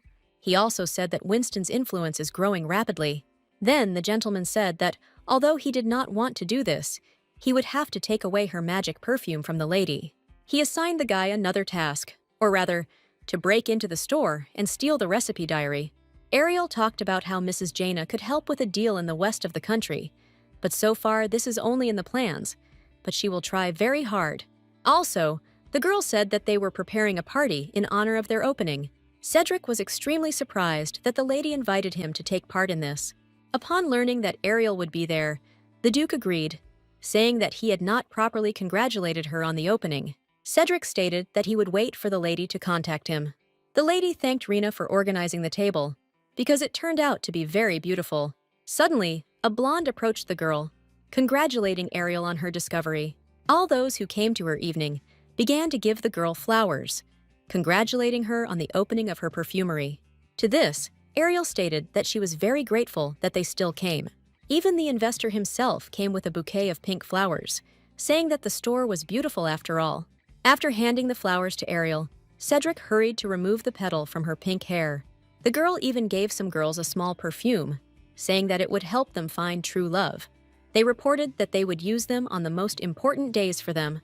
A guy sat up to the Duke, saying that it was a great honor for him to see him, to which Cedric was as disrespectful as possible, without even looking in his direction. Noticing where the man was looking, he hastened to ask what was connected with this lady. To this, he quietly replied that he was her investor. Then, Raphael introduced himself, saying that he owned a flower shop. Then, he sighed languidly and wished him prosperity. But suddenly, Ariel herself approached the guys, asking what they were so busy with. She said that Luna and the children had prepared a simple game and invited them to participate. To this, Cedric said that he thought it was time for him to go. The Duke was already very late, so he said that he had a good time and left the holiday. The blonde suddenly shared that she was very surprised that His Highness was always busy and still came to the event. To this, the girl said that he was an investor and he should have come, but the lady continued that the investor would not look at her with that look. She was surprised that Ariel really didn't notice anything. The girl said that his gaze was intense, that she was even worried that he would burn a hole in her dress. One of the children also said that she believed that Cedric liked the girl, because Luna's premonition was not wrong. To this, Ariel tried to explain that the Duke did not feel anything for her, just as she did not feel anything for him. The girl understood perfectly well that Cedric had a real main character. It was simply impossible for him to love her. The man watched the celebration from a corner, quietly saying that he had finally found Ariel Winston. Cedric, oddly enough, had only to blow on the lady, and he became a little happier. The advisor immediately warned the Duke that the fifth prince had sent a spy to Lady Winston's store. He immediately turned around, but the guy tried to stop the man because he had been unwell lately. He offered to send another knight, to which the man stated that one would be enough. The spy concluded, having made his way into the perfumery, that he just needed to steal the recipes and get around some. He began to look for the diary in the drawers, when suddenly Cedric appeared menacingly above him. With light movements of his hands, he knocked him to his knees, hitting his head on the floor. Having made sure that the lady was safe, he ordered the spy to pack up and go home. He was amazed, because the Duke had really overestimated his strength. But in an instant, an ally of that guy appeared in front of him, with a sword in his hands. Taking out his dagger, the investor rushed into battle, but the opponent successfully covered his blow with his weapon, pushing the thick blade away from himself. The knight managed to shrug it off and cut Cedric's clothes, to which he asked who sent him to them. But he, having only said that he would turn the Duke into a monster again, threw the bottle, spraying an unusual smell. The man covered his nose, realizing that it was a demonic scent. Having insulted the man with a monster, he moved a little further. The scent of Onyxia was a temporary remedy that turned Cedric into an ordinary person. The stranger, saying that the guy would soon find out everything, said goodbye. The man fell to the ground, losing consciousness, when he realized that he was unable to control himself. Ariel woke up in her warm, cozy crib. She touched the rose petals that were given to her yesterday, realizing that they were still fresh. But suddenly, hearing strange sounds, the girl found Rena loud. She said that it was dangerous here, and Ariel should not approach the Duke, who was lying on the floor. But the lady approached him and began to ask if everything was okay. She asked what he was doing here, to which he only fell asleep on her shoulder. The man said that the lady's scent really gives peace of mind. A couple of hours later, the Duke apologized for the inconvenience. The girl suddenly asked who Cedric had fought with, because he looked disheveled. To this, in order to avoid answering, he said that it was time for him to go. The next customer was a pale-haired girl in a pink outfit. She asked if Duke Evans had just left this store. Suddenly, a customer asked to create a perfume that could make someone fall in love with her. In the original, Ariel tried to create such a perfume, but none of her attempts were successful. The lady asked if there was a reason why the girl was confident that she could create such a perfume. To this, the stranger replied that she heard Lady Luna and Lady Eileen whispering. Ariel hastened to explain that these words were just empty words for children. To this, she stated that she knew that Ariel and Cedric had become closer than in the past. The blonde handed the girl a box, asking her to look. There was a very rare plant from Mount Daphne. According to legend, the goddess Euphenil fell in love with a shepherd at first sight, and when he reciprocated her feelings, they planted this plant and used it for smoking candles. Ariel was not familiar with the legend, but she knew very well the effect of perfume. It has such a charming smell that there is even a legend that it captivates people. The lady tried so hard to get it, but failed. Then, the customer asked who Ariel liked so much that she was ready to do such a thing. She stated that Ariel would be surprised to see the one she wants to fall in love with. This man was the Baron's son, Kanan Arzan. The girl immediately concluded that he was still handsome. Ariel reported that she understood Lady Cleo.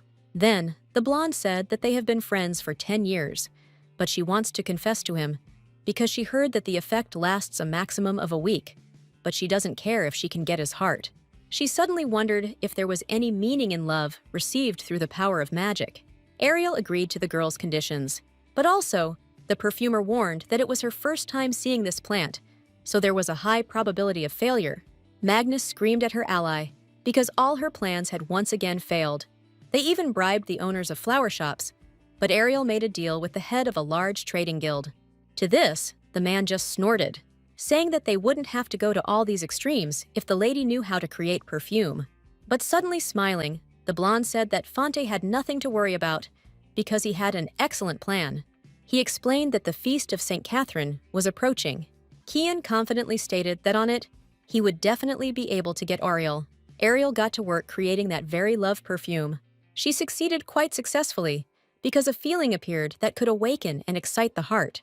Rena invited the lady to try some of the cake as she inhaled the aroma. But suddenly, putting the perfume on the table, she smelled a pleasant smell. The girl asked how she liked this scent, to which she asked where it came from. She said that this is a real masterpiece, and Ariel will instantly be able to get rich. To this, Ariel said that these ingredients are too rare and impossible to buy. As a result, it will not be possible to create many similar perfumes. But in a moment, the maid began to say that today, the lady was unusually beautiful. The long-awaited evening ball has begun. It was organized in honor of the patroness of all lovers, St. Catherine. But Ariel suddenly began to feel that she shouldn't have come here. She felt awkward, especially when Charlotte noticed her and called her over. Ariel thanked the lady for the invitation, to which she stated that she was always glad to see her visit. Today, Charlotte also noticed that Ariel is too beautiful. She really looked rested and lovely, as if she had slept well and gained a lot of strength, despite the fact that she worked a lot. The blonde asked if the lady had a new perfume, to which she replied that apparently the scent had been absorbed into the skin while she was mixing the ingredients. The aristocrat noticed that it was a very wonderful and warm smell. Ariel seemed to bewitch people behind her, who continued to say nice things. One girl even asked if this perfume was for sale, to which Ariel replied that it was not for sale. And another one even noticed that the effect of this smell is that the heart begins to beat faster. But suddenly, in order to avoid shame, the girl decided to leave the ball. She concluded that today's reaction to her is different from the previous one. Suddenly, the same customer met her, asking about the scent she wanted. At this, Ariel pulled out a bottle of perfume from the box. This amorous armature came in a heart-shaped package with a black bow at the end. After appraising them, the lady said that they were very cute. This aroma is like fresh flowers, and also sweet, like honey. She immediately realized that the aroma really enchants and envelops her with love. However, there is a condition for the effect to manifest itself. The partner must have been interested for a long time. To this, Cleo stated that there was such a possibility. The lady wished her good luck and left, to which she shouted that she would never forget this help. Plucking up courage, Cleo decided to approach, spraying the elixir on herself. But suddenly, her partner found her himself, approaching from behind. He said that he was looking everywhere for the girl. At the ball, the couple danced together, and it seems that the plan worked successfully. Ariel, standing on the sidelines, was happy, as if for herself. Despite being very tired, the girl had a good experience. But suddenly, someone's rude voice was heard. The lady was approached by Cedric, who had been looking for her all evening. He stated that Ariel's scent had changed greatly. The man said that this scent was not familiar to him, and if Charlotte had not said so, he would have decided that Ariel had already left. At this, the lady was surprised that he was checking by the aroma whether she was there or not. She immediately presented him in the form of a dog, realizing that he had a dog's nose. Cedric asked if the lady had any changes in her state of mind. After all, they say that if a person changes his perfume, then his condition has changed. To this, the lady said that she simply developed a new fragrance on behalf of her. The Duke said that he was here at Charlotte's request. Or rather, this was a deal. His presence had an additional effect. Of course, the participation of the Duke will take the evening ball to a new level. Cedric extended his hand, inviting the lady to dance. To this, Ariel said that she hardly slept. She said that it was not that important. After all, what was important was whether the man's symptoms became more frequent.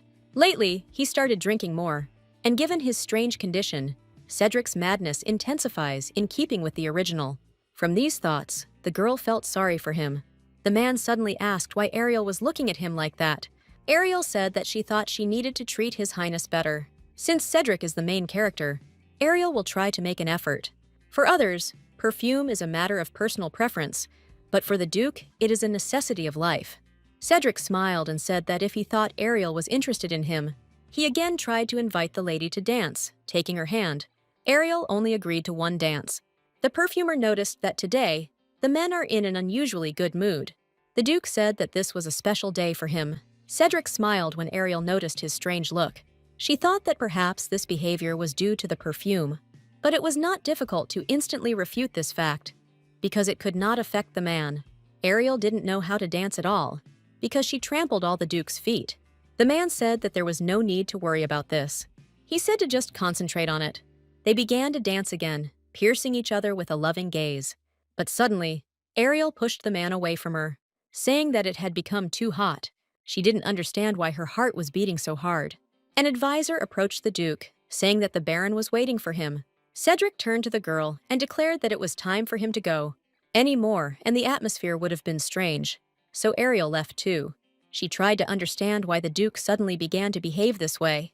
But suddenly, the prince himself appeared at the ball, and everyone began to talk about it. But for some reason, His Highness's gaze remained fixed on the perfumer. Ariel bowed in greeting and said that she did not expect to see him here. Why did he say that he was amazed at her talent? Because for the sake of business, she tied her ex to her. To this, she only laughed, saying that it seemed to her that His Highness was afraid of her. She stated that it wasn't enough for them to copy her perfume. They also bribed the flower shop sellers. Everyone in the hall, hearing this, began to whisper and discuss. Then, the prince demanded proof that he did it. Because Ariel was clearly delusional, the girl became insolent, saying that if he wants to compete, then let him do it correctly. The perfumer looked away, asking to leave, because apparently the prince had nothing more to say. But suddenly, he and Magnus offered to fairly measure their strength with the main perfumer of the store. Ariel didn't want to put so much effort on them, but they began to provoke her. The couple made a condition that if they lose, they will close the perfume store. But if he wins, Ariel will have to become his perfumer. Ariel asked what type of competition they would choose, to which Fanta replied that, of course, perfume making. But with one condition, the ladies must create a perfume that suits her investor. Ariel tried to analyze this order, realizing that her investor was not around and it would be difficult. But suddenly, literally from the crowd, he appeared, looking at the girl quite confident in her victory. All the people crowded around the participants, and some did not even understand what was happening. Everyone understood that Winston had a small but well-known store. They have prepared an equal number of ingredients. The side with the most votes will win. Ariel wondered what scent would be perfect for Cedric. Because of the original, he seemed like a terrible tyrant to her, but she sincerely considers him a kind person. And sometimes she does not understand at all what he is thinking about. The girl made a clear choice that she needed to win the competition. One girl began to worry that Ariel's rivals had come here fully prepared, and Lady Ariel was at a disadvantage. But the Duke replied that, however, he was confident in Lady Winston's abilities. But suddenly, Ariel noticed a sticker on Fanta's perfume, realizing that they had prepared it in advance. She looked at her perfume, wondering if they could have mixed something strange into it. After all, given all their infantile actions, she cannot give them permission. The girl concluded that now is a great chance to teach them a lesson. Ariel raised her hand to indicate that she was finished. When she was released to check the perfume first, she approached her investor. She gave the perfume into his hands, asking him to spray it. This perfume is called Duke in a moonlit night. Ariel used black orchid to create a heavy, haunting scent. Over time, a subtle, warm, and sweet aroma of base notes will remain on the skin. This scent will give you a different charm. Everyone inhaled her perfume, realizing that the scent was dark, but at the same time warm, noble, and charming, just like the Duke. Ariel also said that this scent can be used by anyone, regardless of gender. Fanta suddenly said that hot days would come very soon, and wouldn't it be too stuffy to use such a perfume? And especially for the approach of summer, she prepared an invigorating grapefruit scent. It is called Prince of the Imperial Palace because everyone can feel the natural freshness of lemon as well as the sweetness of grapefruit. Everyone concluded that the smell was very fresh and natural, so refreshing that you began to feel invigorated. One even said that it is perfect for summer because it is a citrus. At this, Fanta smiled and shouted that Ariel had recently said that it was cheap and banal. She also started advertising her store, saying that they could purchase these perfumes at a low price. Duke of the Moonlit Night is more elegant and exciting, but the grapefruit scent is more suitable for everyday use. People started comparing their scents, trying to choose the best one. In this case, the man suggested splitting into two sides to understand how many votes there were for the desired perfumes. He approached the people and asked them to do this, that is, to switch sides, to Ariel or to Fante. But suddenly, the blonde began to sneeze, interrupting his monologue. He said that he forgot to say that he was allergic to grapefruit. Fanta began to scream, because her investor told her about this only now, to which the man realized that he was going to vomit. Investor Fanta headed to the toilet, feeling sick due to allergies. People began to discuss that the lady didn't even know about the guy's allergy. Some even changed their minds about the girl's perfume. And Fanta promised herself that she would never trust her investor again. The girl turned to the lady and shouted that she would take revenge on her, and they would see who was the best perfumer here. At that time, Ariel didn't even think that she would win this competition so stupidly. But the lady was distracted from these thoughts by potential clients who asked when the perfume would go on sale. Ariel stated that the earliest they can purchase the perfume is next week, and she will also specially give a sample to everyone present today. Cedric, going up to the perfumer, thanked her for creating the perfume, especially for him. But suddenly, the Duke began to think about how Lady Winston sees him as a person. The investor congratulated the lady on her victory and smiled sweetly, trying to support Ariel. A week later, the girl continued to sell her products, learning and developing. Rena said that after the girl attended the ball, they had a noticeable increase in the number of men among their customers, to which Ariel said that in the future, it would be better to create more neutral scents. And also, the model of the perfume is also important. The guys saw that their rivals had indeed kept their promise and closed their store. The maid gave her a newspaper, where it was written that the perfume sorceress had an impromptu perfume competition at the evening ball in honor of St. Catherine's Day, where she created the scent of Duke Cedric and also her ex. It was also said that through this competition, the truth about the fifth prince's allergy to grapefruit was revealed. Ariel reported that they irritated her with their presence, but for some reason, along with relief, she also felt sadness. But suddenly, from reading the newspaper, Ariel distracted the people and began to recognize her because she makes magic perfume. They started shouting that Mrs. Winston must visit their store at today's festival. The girls were bombarded with papers and newspapers with invitations, to which she did not even understand what had just happened. Today, the streets are crowded with people, because it is that same day. Rena said that today is the early summer festival. Ariel thought about it, trying to remember how this holiday was celebrated in the original story. In the original, in honor of the beginning of summer, a large-scale festival was held on the streets. At the same time, this became the day when the main character first carried out tyranny. But Ariel reassured herself that there were still 3 years before this event. Rena asked if Ariel was interested, but the perfumer realized that Rena was just at the age when festivals were of interest, to which she asked the maid to go. Ariel announced that there weren't likely to be many visitors today, so she'd handle it herself. But the maid began to persuade Ariel to go with them, because there is a famous tarot cafe there, and you can go there. Rena literally began to cry, realizing that she would have to spend time without the lady. The festival was very beautiful. There were many children and parents there, trying to make them happy. The maid also decided to behave like a child and asked to buy her one ball. They went to the very cafe where Rina's famous fortune teller sat, but suddenly they were abruptly informed that they were already closed. To this, Ariel tried to say that she might pay extra. In an instant, the fortune teller saw Lady Winston standing in front of her, saying that she couldn't even imagine how much she liked the perfume she bought then, and as a special exception, she would serve them for free. Rina went first, asking to find out luck in love, for which the girl made a plan. She said that her love is much closer than she thinks. She showed a card of lovers, as well as a card of a traveler going on an adventure. Ariel quickly concluded that the maid was behaving as expected at her age. The girl turned to the lady, offering to tell her fortune. The girl began to convince the lady that her predictions were very accurate, because even everything that happened in childhood coincided. The perfumer was finished off by the fact that the fortune teller said that she would not take the money, and this was her sincere desire. But suddenly, a death card fell out, to which the fortune teller asked to draw another one. All three cards meant hell and painful death. Ariel smiled nervously, realizing that all the cards meant death. Although they have not met yet, her fate is already destined for death. The girl said that it was not very encouraging, but it could not be said that he was already dead. Even if her love is alive, he is barely holding on to life. The lady asked to predict Ariel's luck for today. Today, in a place crowded with people, she should go where there is more red color, and there, she can meet a noble person. Also, this may be her predicted fate. This person has a powerful presence, and they accidentally bump into each other. The knight also wanted to reassure the lady, saying that medicine does not stand still, and her future lover will quickly get back on his feet. And Rina even said that Winston already has a lot to worry about, and there is no need to meet such a person and complicate her life. At the festival, the guys met Raphael. He approached Lady Ariel and said hello, but suddenly, she noticed that he was dressed in red, in a crowded place. She asked if he was sick with something. The girl concluded that he was too young and healthy for her lover.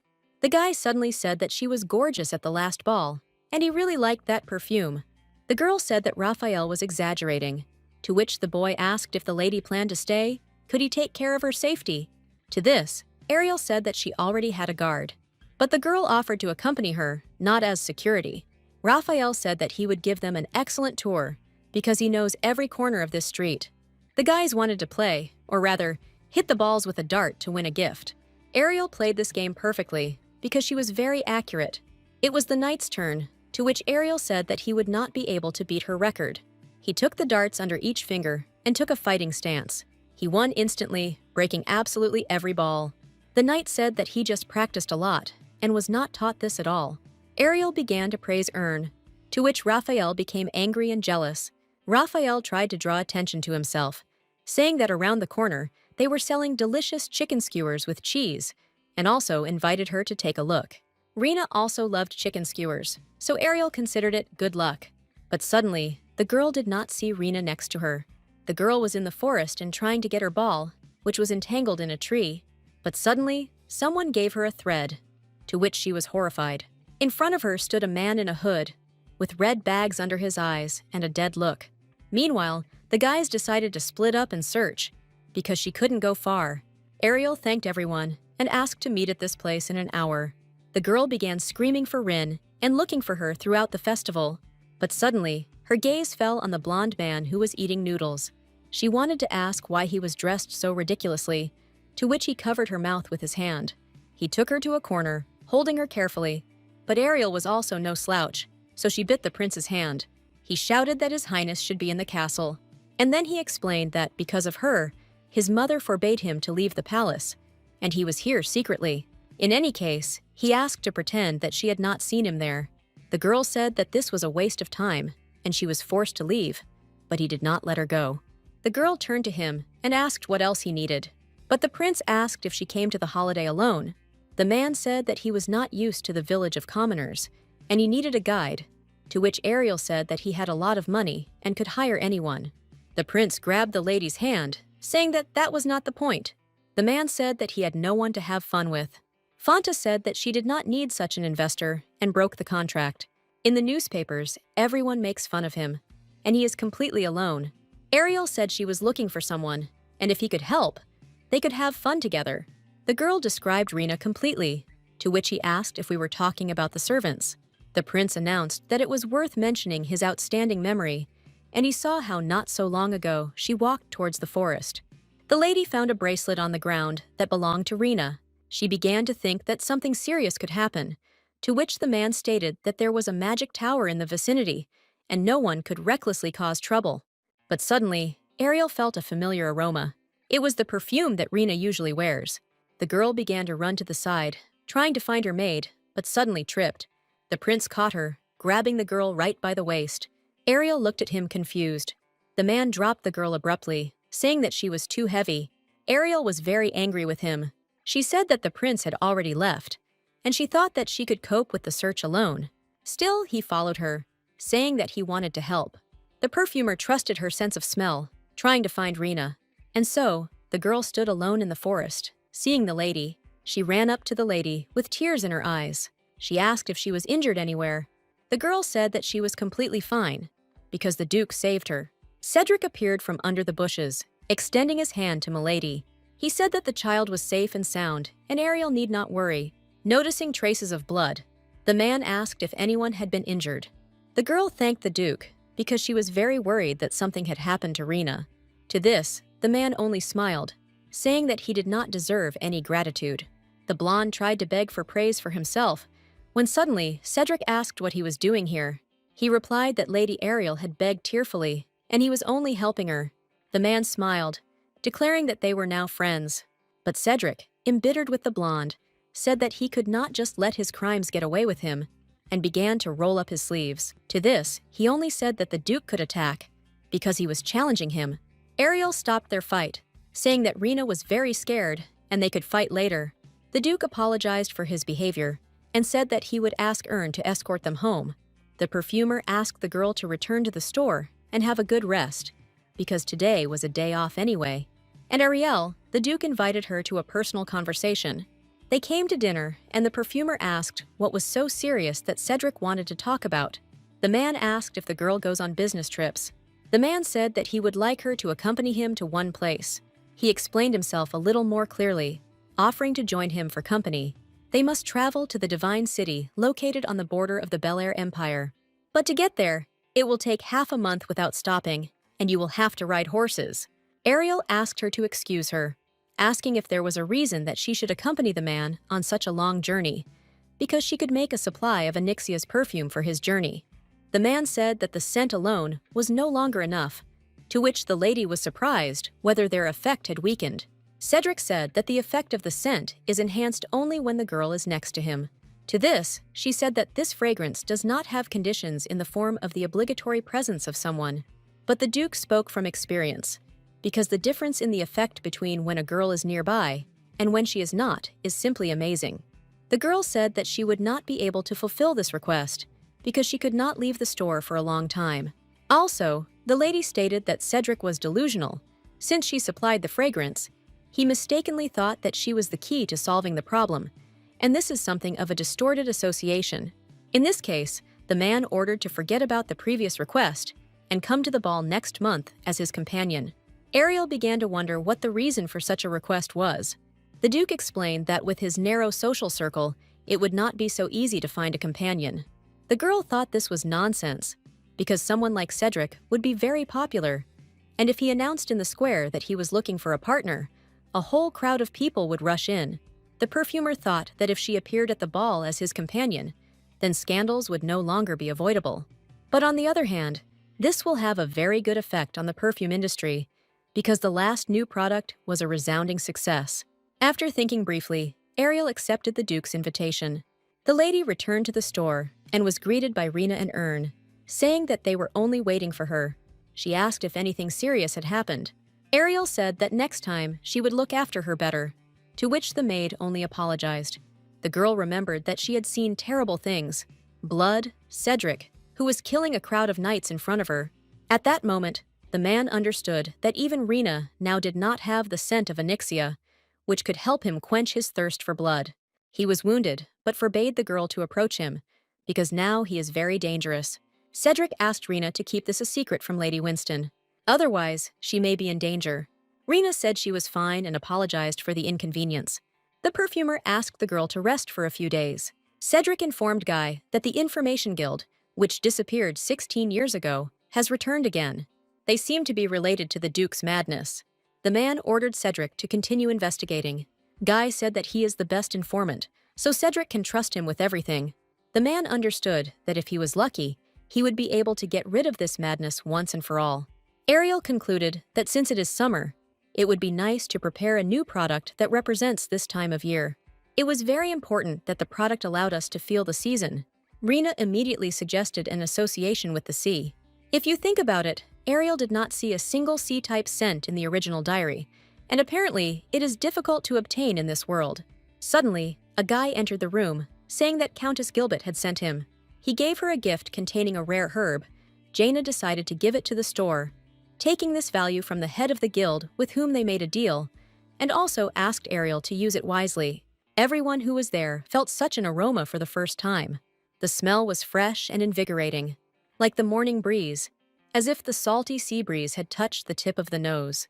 We can say that this fragrance embodies the romance of youth. But suddenly, His Highness also came to the store, saying that she promised to spend time with him and she must keep her promise.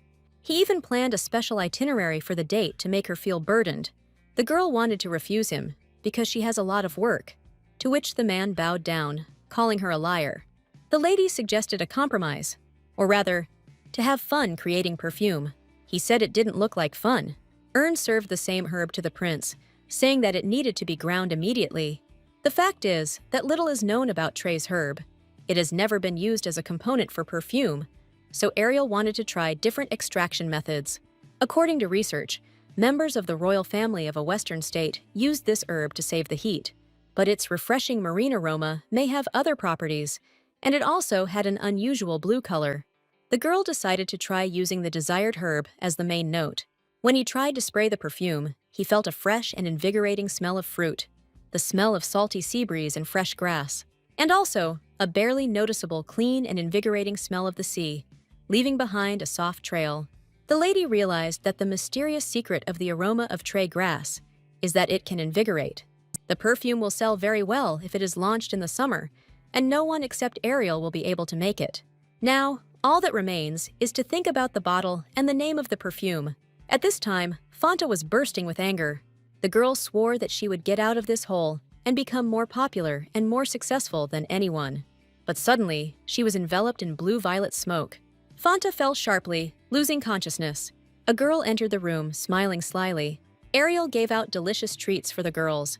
She announced that she had developed a new scent, inviting them to try it out.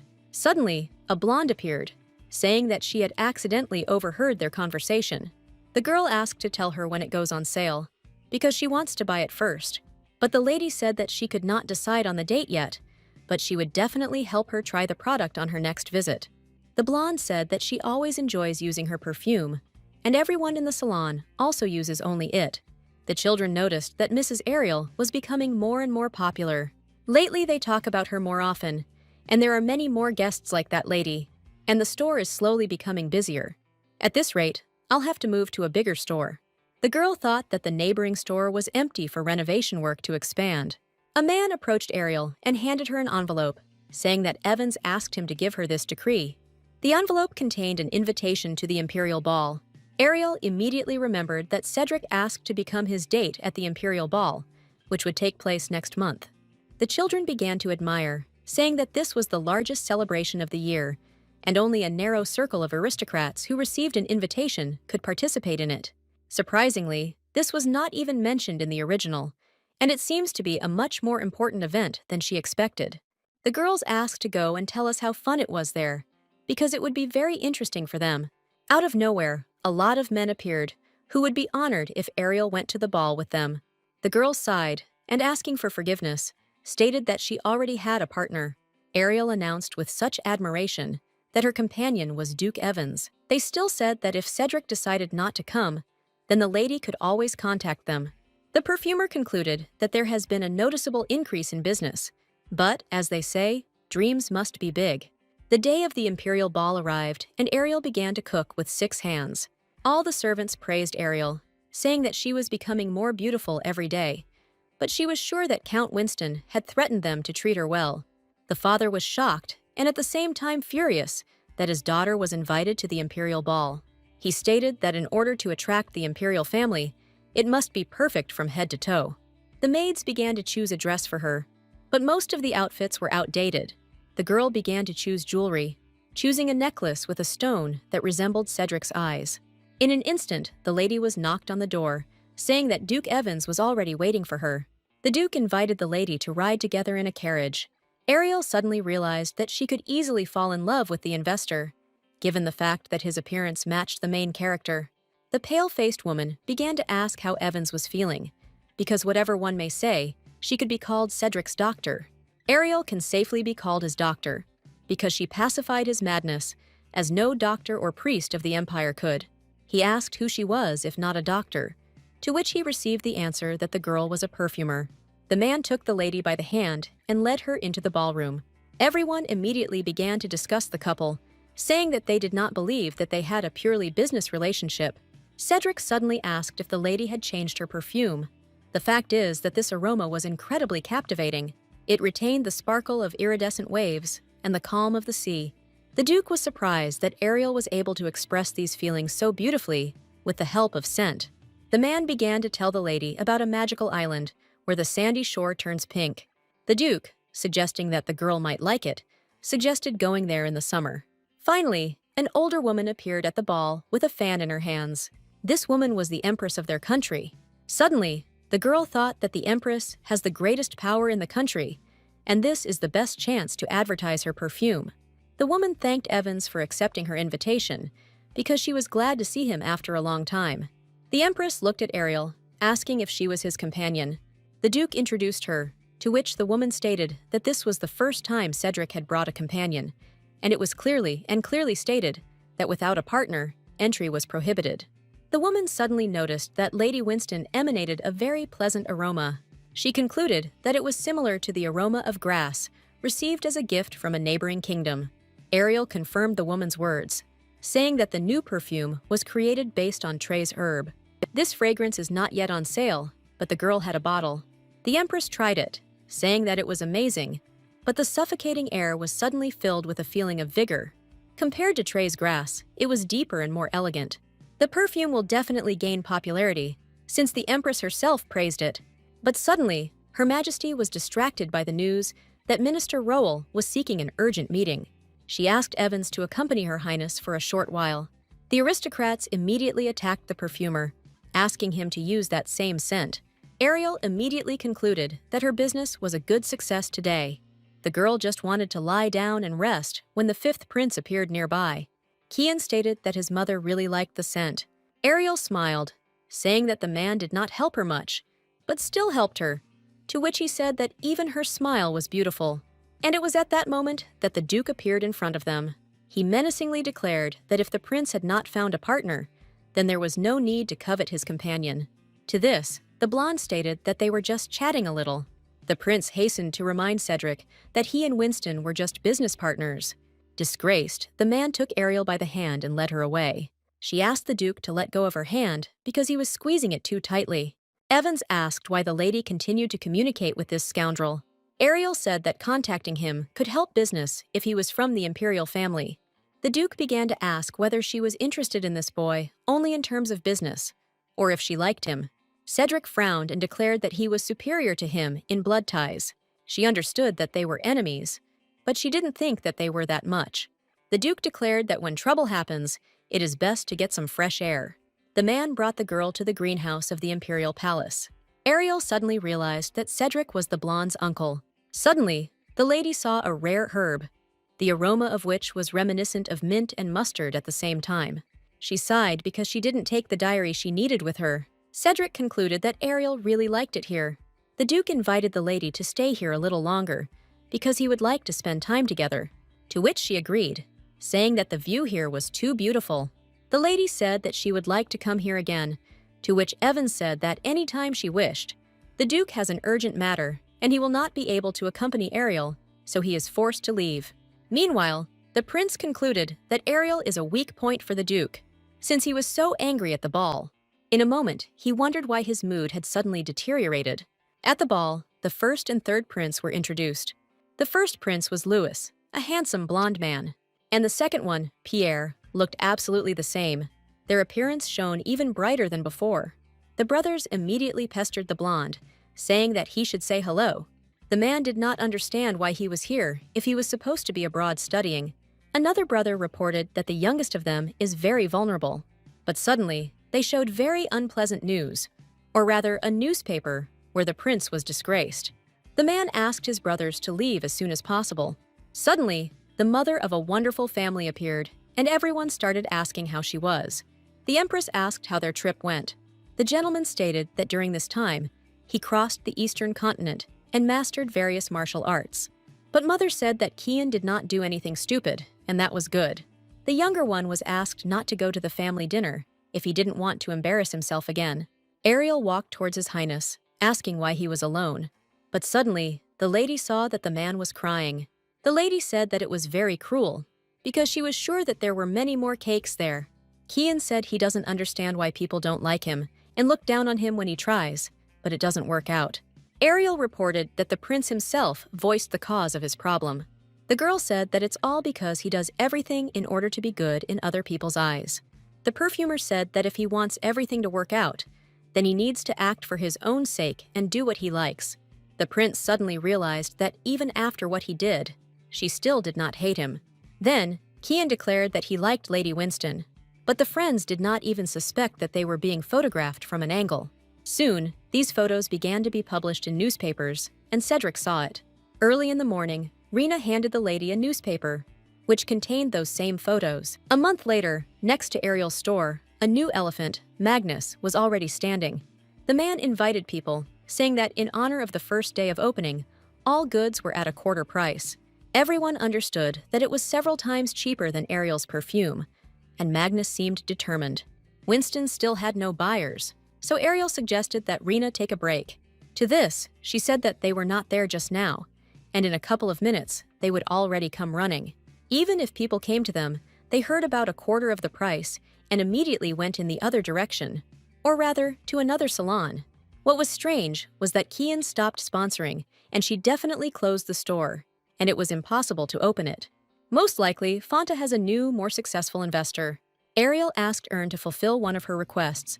The lady compared the scents again and realized that Fanta's perfume was completely copied from her. The girl concluded that if they continue to sell similar perfumes at such an unimaginable price, they may go bankrupt. Suddenly, Magnus herself came to the store, saying that they had a small room. Ariel stated that Fanta could not profit from plagiarism forever. She also added that she doesn't know what kind of investor the girl got this time, but she will be embarrassed again. To this, the lady said that this time she would definitely erase Ariel from the street. Taking a look at the papers, Red declared that they no longer had to worry about money management. The man asked what they should do with Evans, since he seemed to have already begun an investigation. The chief said that instead of acting rashly, we need to hit the weak points. The main character agreed, saying that she was only waiting for his order. Ariel headed to the trade guild. The girl thought that perhaps Mistress Jaina could help her. The woman smiled and asked about Lady Winston's fate here. She stated that she had found an excellent use for Trey's herb, bringing a gift as a perfume. Jaina had heard a lot about them, but didn't think she'd experienced them herself. One way or another, the woman just needed this perfume because of its effect. She said that all she had to do was ask, and she would get Trey's herbs at any moment. The head of the guild guessed that if Ariel arrived before lunch, it meant something urgent. The lady got straight to the point, because she heard that the guild was going to visit the kingdom of Monarch, and she just needed a unique product from Sela. The girl simply needed iris dye. Although the dye produces an amazingly beautiful color, it is very expensive in the Empire due to limited supplies. Ariel reported the exact amount of the product. Jaina was extremely surprised that the lady needed 50 million pieces, and also asked if she wanted Jaina herself to invest. The lady said that she would make sure that all 50 million would be sold out. To this, Jaina said that this proposal was out of the blue. The perfumer explained that she plans to win the Spring Festival, which will determine this year's color. If she wins, she will become the May Queen, and interest in iris dye will also increase. She also said that she takes full responsibility upon herself. The woman declared that Ariel was a very deep thinker for her age. Even the butler said that this would not bring more losses, because if the guest's plan turns into foam, it will always be possible to sell the remains on the continent. But there is just one problem. To get this iris, you need to cross one bridge. Otherwise, you will have to circle around the kingdom of Monarchy. It is strictly guarded, so you need to apply for passage in advance. The butler said that usually it was possible to pay extra and permission would be given, even if the deadlines were missed. But after the owner of the city changed, this became much more difficult. As it turned out, Cedric Evans was the new owner, and it's not that he didn't take bribes, it's too difficult to get in touch with him. Ariel said that she would solve this issue on her own. If you think about it, after that moment, there was no chance to meet in person, and she only delivered perfume to Anixia, and that was all. Ariel immediately realized that it was a scandalous article about her and the fifth prince. The lady decided that it was worth talking to him about this, and stopping, asked Ern to buy at least a gift. When Winston arrived, all the servants immediately began to bow to her and greet her in a large chorus.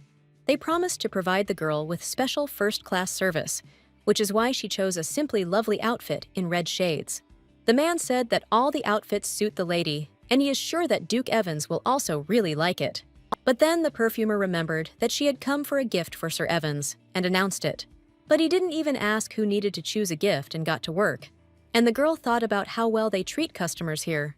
He gave her several options, asking what she liked, to which she realized that such jewelry was not suitable for a symbolic gift, and these scoundrels decided to shake all the money out of the lady. Ariel smiled politely and said that this was not what she was looking for. The store owner apologized and asked what product she was interested in, saying that they would not disappoint her again. But the man was shocked when it turned out that Ariel wanted to pick up something like a basket of fruit. But immediately changing her mind, the perfumer asked for a bottle of wine. The lady was brought a book with various wines, but she chose the cheapest one. Ariel noticed that there was one item standing apart from everything else, and as she came closer, she saw a necklace that was so expensive that it stood alone. She immediately realized that by wearing it to the spring festival, she could create amazing harmony. But the perfumer was quickly upset, saying that this product was not for sale. It was exhibited only for demonstration. When asked when the exhibition would end, she was told that the exact dates were not known, and she could be included in the list of names for pre-order. I was wondering if the exhibition would end before the spring festival started, because it is so beautiful that Ariel definitely wants to get it. Leaving the store, the girl saw a sign that indicated the name of the store owner, but it seemed familiar to her. To this, Ern replied that this is one of the middle names of the owner. As it turns out, Cedric's full name is Cedric Rayner Richard Evans, but if Ariel had only known, she would never have bought a gift for the Duke here. The girl even understood why Cedric was constantly mentioned. When Ariel arrived at the Duke's, his advisor awkwardly asked him to wait a little longer. The girl began to think that the man simply did not have time, when suddenly he himself came out to her. The lady wanted to apologize for the unexpected visit, when she noticed that the Duke was constantly looking for physical contact with her. He had a mark left on his cheek from the pillow, and the girl concluded that she had disturbed his daytime sleep. The man asked what brought the lady here, because she never sought a meeting first, to which he received the answer that Ariel needed help. She said that she heard that His Highness rules the fortified city. She, for greater persuasiveness, saying Cedric's full name, asked to allow the trade guild to cross the bridge. The Duke was left perplexed, because he thought that Ariel wanted to export perfume to Selah. But the girl explained that she urgently needed to get something during this month. But the merchant said that without a pass to the bridge, she would return empty-handed. And if he gives permission, it will greatly help the matter. It will also help correct the situation with the current decline. Ariel was very stubborn and preferred to solve the problem with the loss on her own. The man stated that he was confident that the plan was brilliant, and he would have the merchant guild added to the list of merchants allowed to enter this month. The lady thanked the investor and said that she would write a detailed report on the result of her ingenious plan. Suddenly, Cedric asked if the lady was thinking about marriage, which is why Ariel was shocked. She asked why such a question suddenly, and he replied that he saw in the newspaper that the lady became friends with Beller for the purpose of marriage. Ariel explained that these were just nonsense rumors, and His Highness the Prince only confessed to her without permission. Hearing these words, the man flew into a great rage, calling the prince a damned boy. Be that as it may, Evans admitted that he is sincerely glad that this rumor is baseless. Evans again reported that before Lady Winston arrived, he was dizzy and had a fever, but nothing else hurt next to her, to which Ariel stated that he was making it up.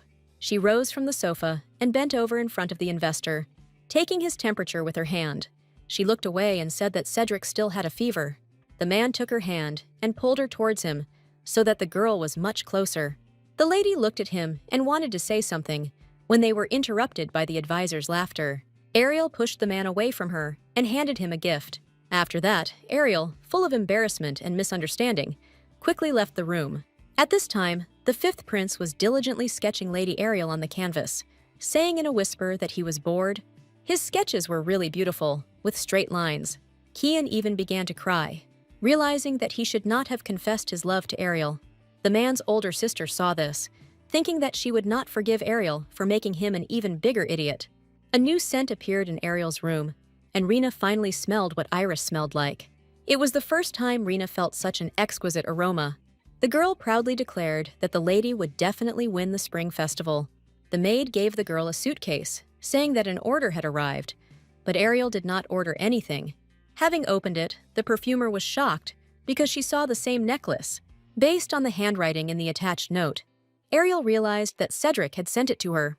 The girls discussed the fact that this time a new face would arrive instead of Charlotte. But suddenly, they saw that Ariel Winston, the one who was called a girl with a terrible temperament, had arrived at the festival. Because of the lady's luxurious appearance, all the girls said that they were very glad to meet her. The perfumer emanated an unusual floral aroma. The girl friendlily invited the aristocrats to try her new perfume. This perfume was made from irises and exuded an exquisite aroma that would subtly reveal the noble charm of its wearer. Everyone liked the new scent. And of course, the girls began to ask where and how they could buy the newest perfume. Suddenly, Princess Lena appeared at the ball. The girl began to talk about how the lady immediately showed the insolence of a newcomer, or rather, she was behaving too openly.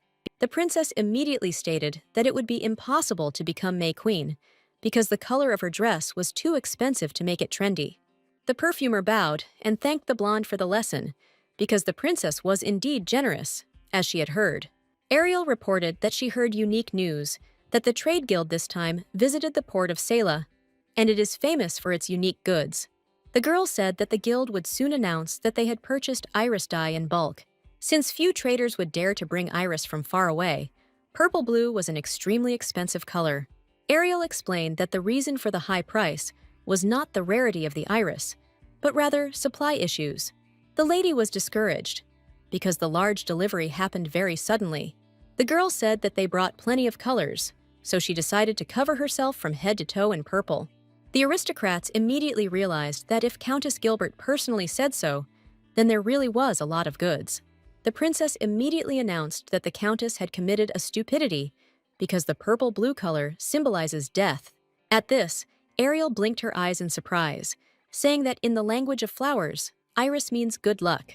The lady giggled, saying that the world of flowers is amazing because the flower that signifies luck has such an opposite meaning. But the princess didn't want to give up, so she smiled and reminded Ariel about the rumors that she was friends with her older brother. The girl sighed, reassuring herself that a couple of gossips could help advertising. The perfumer announced that she had met His Highness a couple of times, but they did not have the same relationship as they write in the newspapers. Lena suddenly told Ariel to be much more careful because the imperial family was too big a prey for her. When Her Highness left, everyone immediately began to praise the girl for the color of her dress, asking her to try a little more perfume. Suddenly, another girl appeared in the ballroom and asked to try a little of the scent too. Ariel immediately remembered that this woman was the true main character of the original, whose name was Lena. She was dumbfounded, because there was still a long time before the main character appeared, and there was no mention of her participating in the spring festival. Lena smiled and complimented the perfumer, calling her a genius. The girl began to get acquainted with everyone, and Winston could not understand why she appeared so early. The lady said that she needed to leave and, wishing her a good evening, left the hall. The girl wanted to be alone to think about everything, because Lena, according to the storyline, should be connected with the main character Cedric. She understood that she and the Duke were close because of business, but they were destined to grow apart someday. Winston didn't understand why she suddenly lost her mood because of this. The thoughts of the main villain were interrupted by the main character, asking what Ariel was doing here alone. The lady explained that she decided to take a little break. Lena came to her to inform her that voting had already begun and invite her to vote together. The perfumer clearly decided that she shouldn't worry about it now and needs to concentrate on winning. The voting began, and Ariel Winston was chosen as the first contender. The second one was Lady Winbell. The woman said that keeping with the iris concept, Lady Ariel presented an unusual and stunning outfit. Those present said that Lady Winston seemed to have a unique feature, and she surpassed even the participants of previous years. But Lady Winbell attracted the attention of other participants with the charm of pure beauty, which cannot be seen since the Empire. Lena said that it was a great honor for her to share the place of the contender with the perfumer. One aristocrat, approaching the girl, said that Lady Winston should be offended, because due to the fact that the entry of men was prohibited, she was not able to bring the Duke as a partner. Ariel faked a smile and said that if the Duke had been here, he would have rigged the votes and led her to victory. She began to laugh and say that she was sorry that the Duke was born a man. The competitor approached the perfumer and asked her not to pay any attention because they behaved this way out of anxiety. Ariel literally prayed because she wanted to become the Queen of May in order to destroy Magnus. It so happened that the first two votes were for Elena. The girls tried to support Lady Winston because there was not a single vote for her. But as it turned out, the votes for Ariel were accumulated from below, and there were a significant number of them. And so, with a large margin of votes, Lady Ariel Winston won. They gave her a bouquet of flowers and put a crown on her head. Ern met the mistress, immediately realizing that she had accomplished her plan. The girl realized that she should move directly to the contract. From that day on, everyone began to dress up in this unusual color, because it was recognized as fashionable. Everyone began to ask why that perfume had not been on sale before, to which Ariel replied that it was a very rare flower, and fortunately, she managed to buy a huge batch. The fact that my lady became the May Queen quickly spread throughout the empire, and all the newspapers began to talk about this wonderful event. Thanks to this, the demand for iris dye has increased, and they have become a big plus. Absolutely everyone understood that with this, Ariel wiped Magnus's nose well. To congratulate Winston, the Duke brought the lady a cake, expressing his admiration. The girl also noticed that Cedric perfectly complimented her look by giving her that necklace.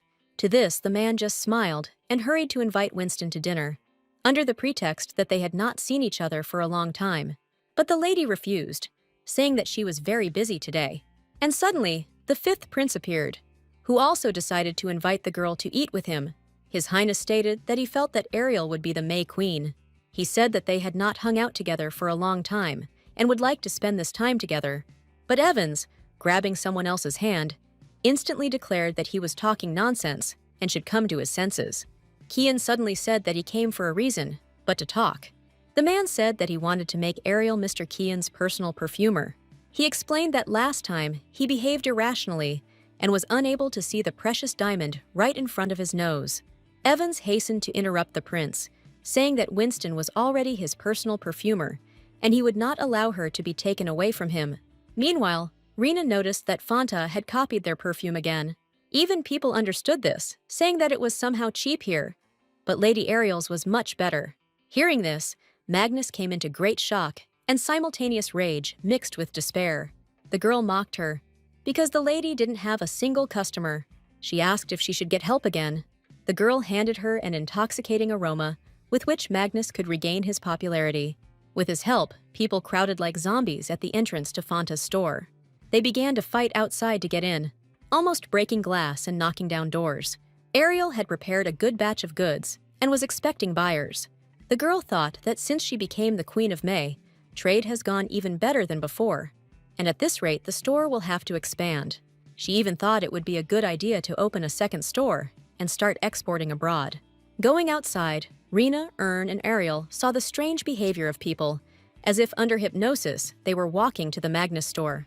They decided to observe and understand what was going on. Rena noticed that it looked like people were bewitched by something. Ariel told Rena to look after the store, and she would go inside and check what was really going on.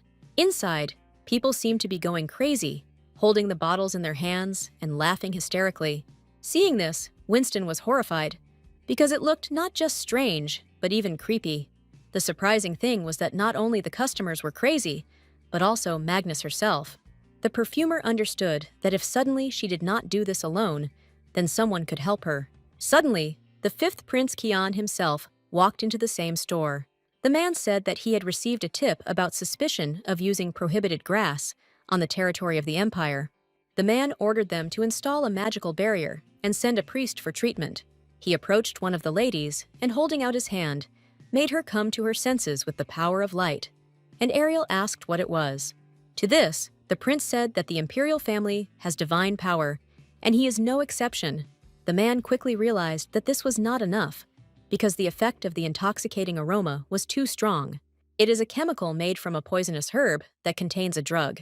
The prince thought about it, because this herb is prohibited in the Empire. Ariel shared that, in her opinion, Magnus did not do this alone, because she was also under the influence of the drug. Winston said that out of curiosity, she could take a minute and try to help. Lady Ariel developed an elixir for a number of addictions, just as the prince asked her to do. The girl asked if the man had any suspicions about who could have done this. Kian replied that he could guess who it was, since something similar had already happened 16 years ago. On that day, money laundering and smuggling were successfully completed. The girl said that Magnus had already played her role, and Beller would deal with her just fine. The man ordered the girl to try to carefully approach Lady Winston. He also clarified that only with her can they revive this place. Entering Fanta's strange store again, the girl began to spray the elixir. He helped noticeably, and people came to their senses without understanding anything. Ariel, approaching Magnus, began to spray her perfume on her, thereby bringing her to her senses. She started asking if the lady remembered anything. Fanta said she took one last look at her store before leaving Bel Air. But then, suddenly, strange smoke appeared, and she fell to the ground. Ariel invited the girl to rest, saying that it was very good that they managed to return her to her normal state. The prince said that out of old friendship, he would put in a good word about Fanta in front of the imperial family, because all the blame could be pinned on her. The lady thanked the guys and sincerely apologized for everything she had done. She also said that in the future, she would help her with anything if it was in her power. Winston said that once or twice, the girl wouldn't get away with it. The investigation revealed that the Magnus beauty salon was used for money laundering. The perfumer asked if the Empire was completely cleared of the Kang Guild, but few people know that the head of the guild survived and escaped. 16 years have passed since they were expelled, and it seems that all this time they have been gritting their teeth and growing in strength again. They have also established a new base, and the imperial family is now busy searching for them. They were the only gang in the best villain tradition to appear in the original. Can is the final boss. They are cruel and merciless, befitting their status. The case of the kidnapping of the heir of Duke Evans 16 years ago. Cedric was expendable in an experiment to crossbreed a monster and a demonic creature. And as a side effect, Cedric fell into madness.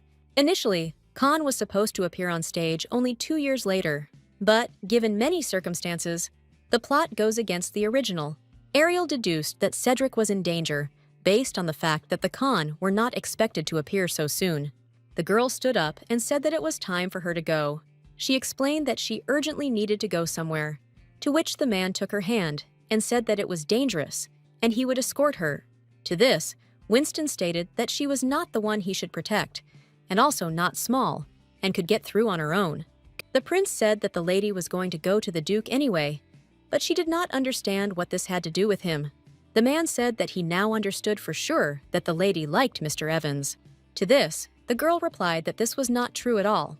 The man smiled and accused the lady of lying, saying that her ears were red. After that, Ariel rudely waved away someone else's hand and said that it was really time for her to leave. The girl walked towards the Duke, asking Rick if he was inside. The man asked what brought Lady Winston at this hour, but Ariel was thinking about something completely different, trying to understand by looking at how Cedric was feeling. The perfumer looked at the investor and asked to talk privately. Ariel said that although it is already late, this conversation is no less important. She asked if the Duke had heard the news about the return of the Kang Information Guild. To this, the man menacingly asked where the lady got such information. But the girl immediately figured that if he found out that Kian told her about this, he would be very angry. Ariel said that this organization had a bad reputation. The girl understood that among all that Cedric had experienced, the crime of the Can Guild was the most cruel. The consequence of the incident was not only madness, but also pain and fear from the abduction experienced in childhood. In the original, when the Khan returned, Cedric went into a frenzy, overcome with rage. Evans asked what made the lady think so deeply. She said that everything was fine, but she herself thought that maybe everything was fine now. But gradually, Cedric's madness would intensify.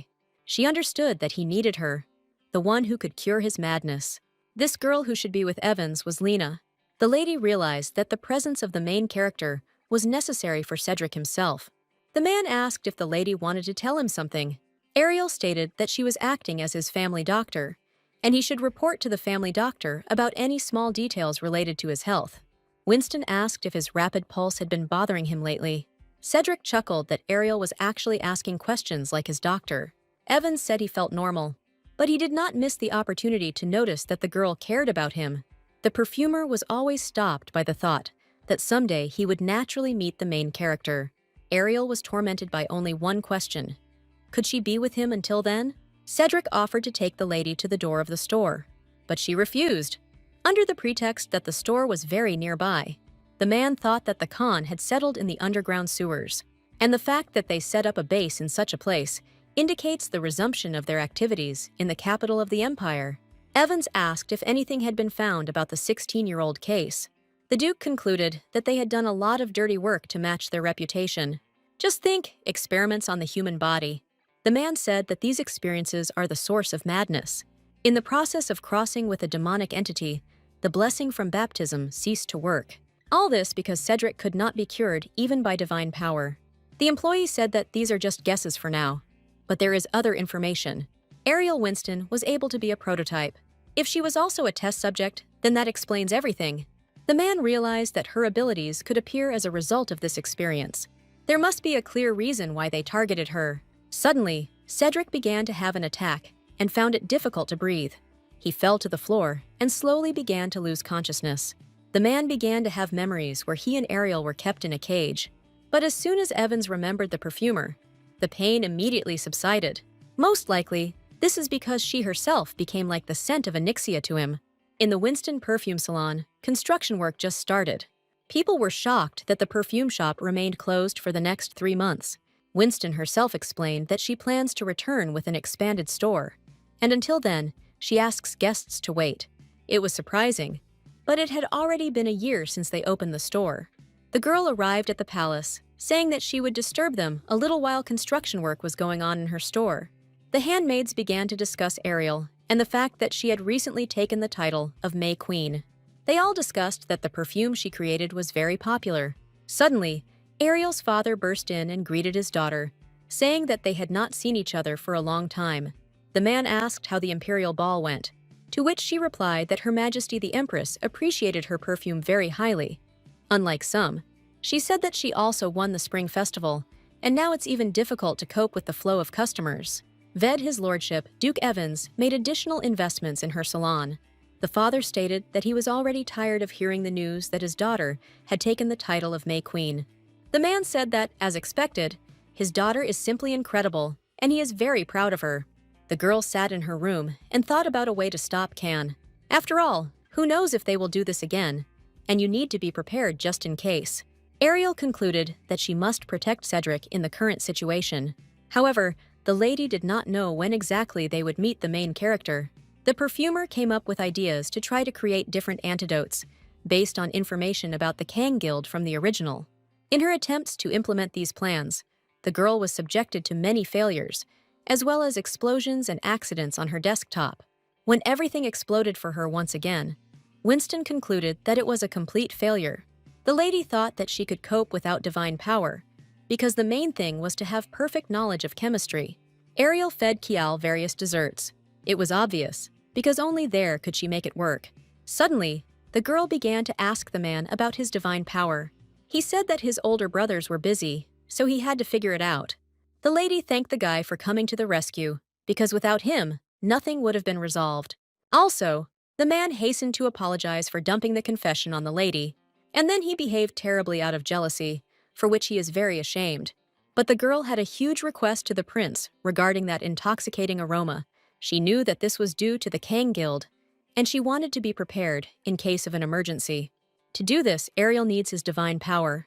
Kian said that the Imperial Palace also fears that everything will turn out for the worse, and he, if it is in his power, will help in any way he can. The girl smiled and said that in that case, she would soon contact him. But the prince stopped the girl again, saying that he would help her if she created a perfume for him.